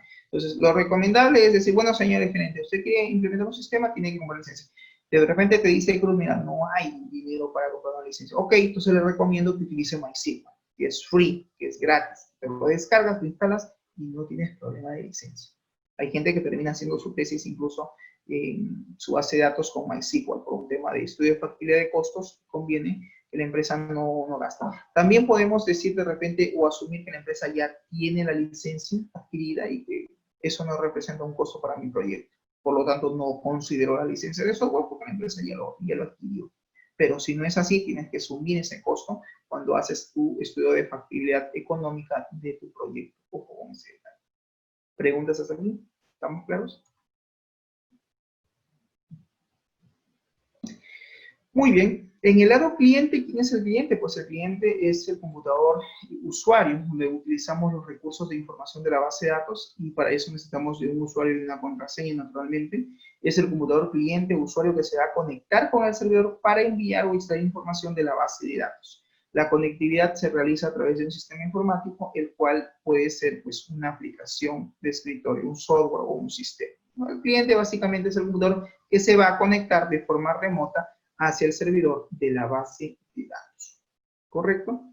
Un ejemplo sencillo para entender esto es, tenemos un conjunto de ordenadores, de computadores que se van a denominar cliente.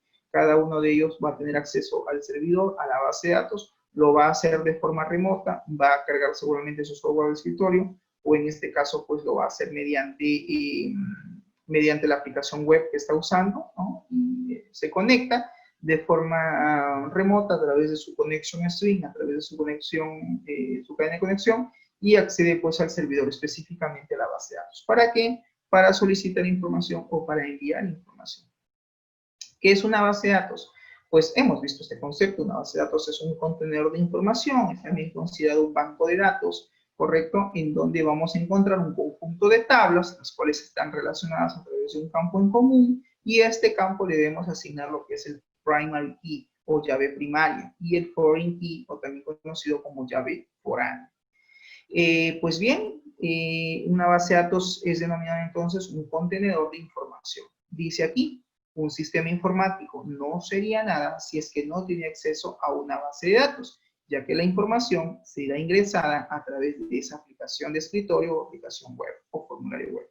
Luego, dicha información será almacenada dentro de la base de datos. Para ser más específico, debe almacenarse dentro de tablas. Creo que el concepto lo manejamos, simplemente es un repaso de lo que ya sabemos.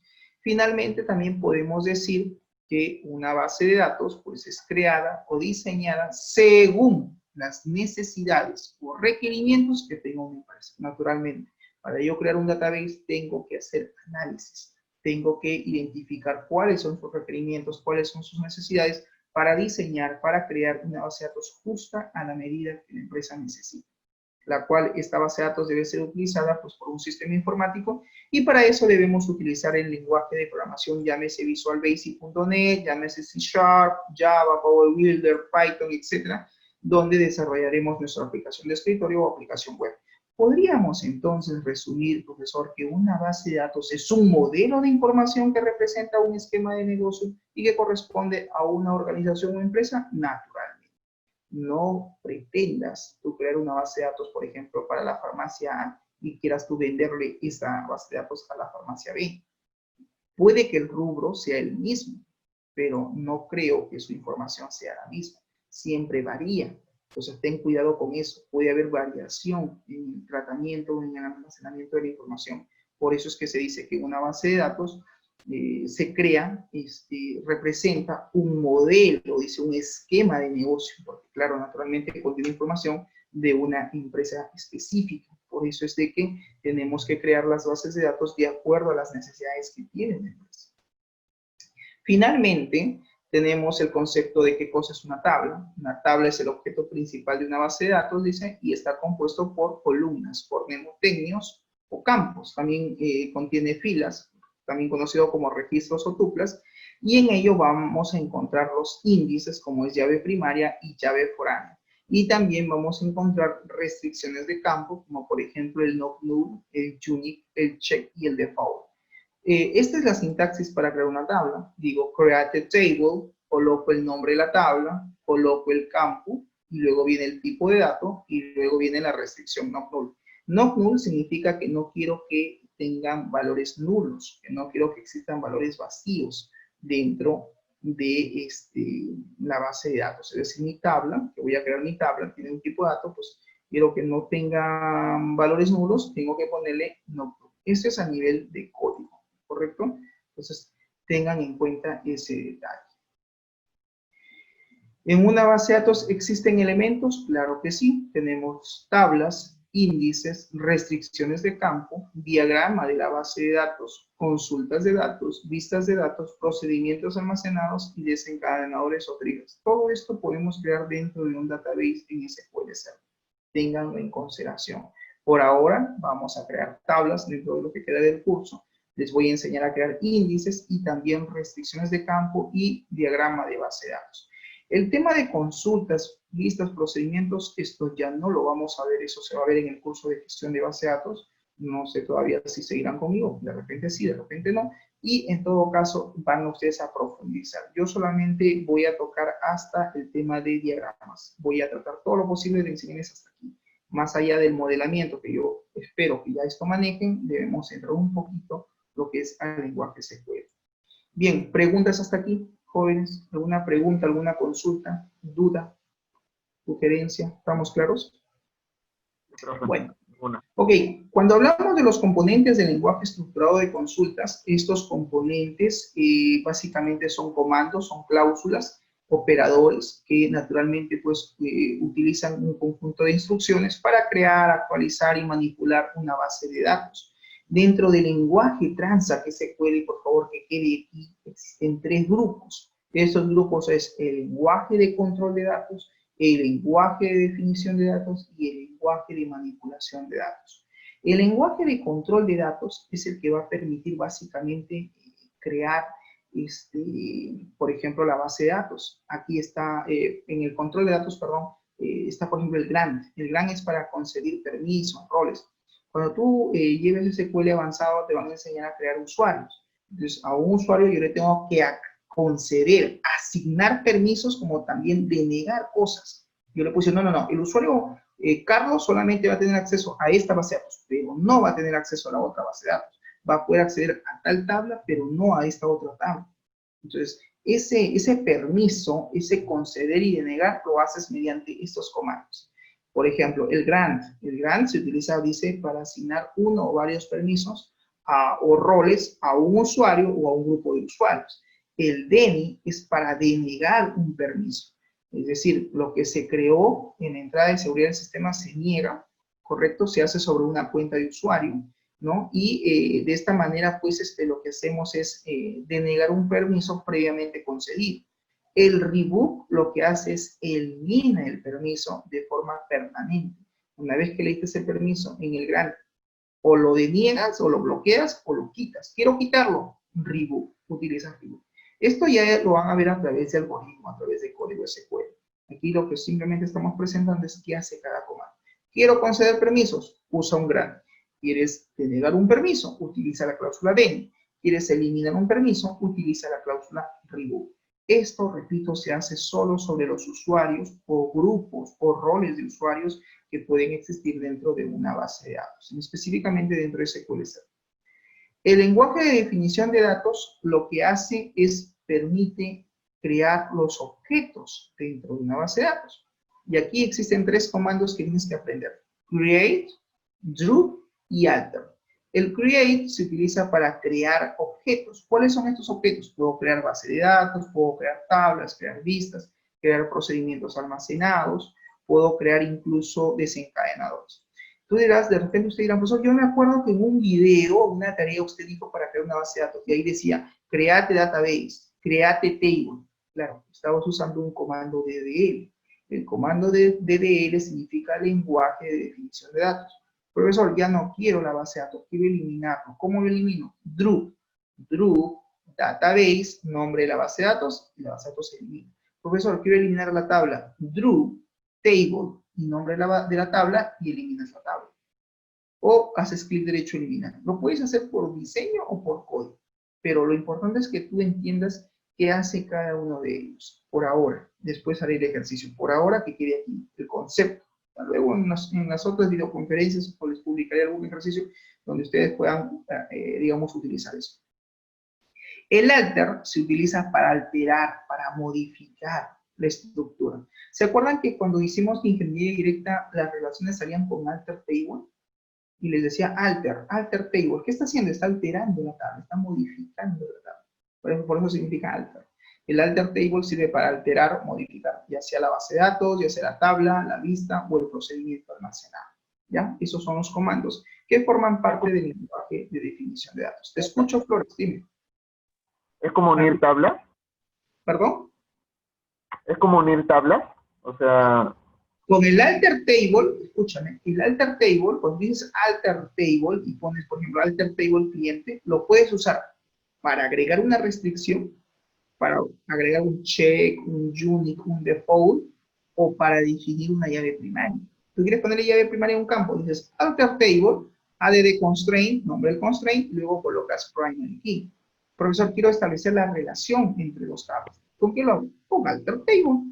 O sea, el alter table tiene muchas funciones, como dice acá el concepto.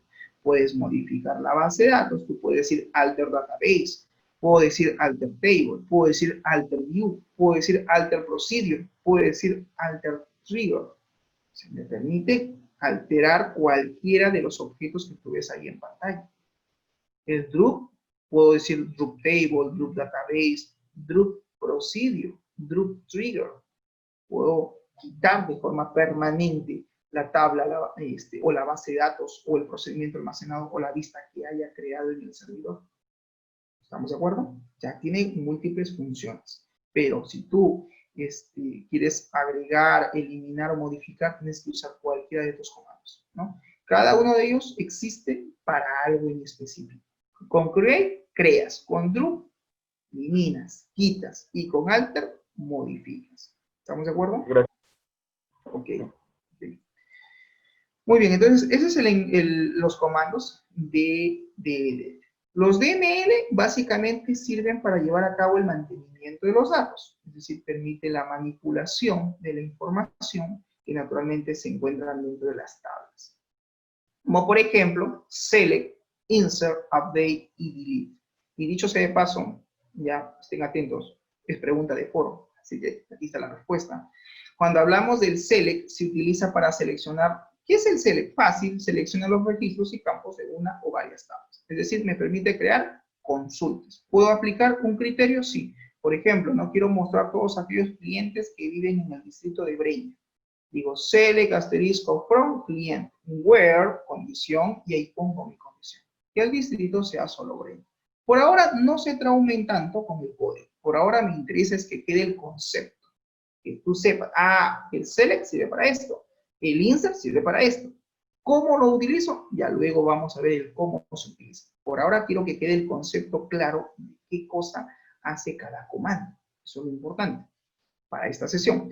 El insert básicamente, ¿qué hace? Pues ya sabemos que con el insert insertamos registros, insertamos datos en una tabla. El update se utiliza para actualizar los registros de esa tabla y el delete es para eliminar. Ojo, no se confundan, ¿ah? Profesor, el delete no es primo del drup, me parece. Sí y no a la vez. ¿Por qué? Porque el drup quita el objeto físicamente de la base de datos. El delete solamente se aplica a nivel de tabla. Yo no puedo decir delete database, eso no existe. Yo digo delete from y la tabla. Ahí sí estoy eliminando los registros de una tabla.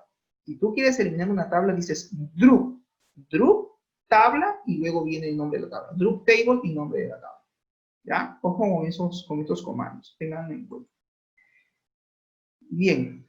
Entonces, jóvenes, eso sería todo por el día de hoy. Muchas gracias por su atención, por su participación, su asistencia. Por favor, Briceño, internamente apoyo con el tema de la asistencia para luego cotejar.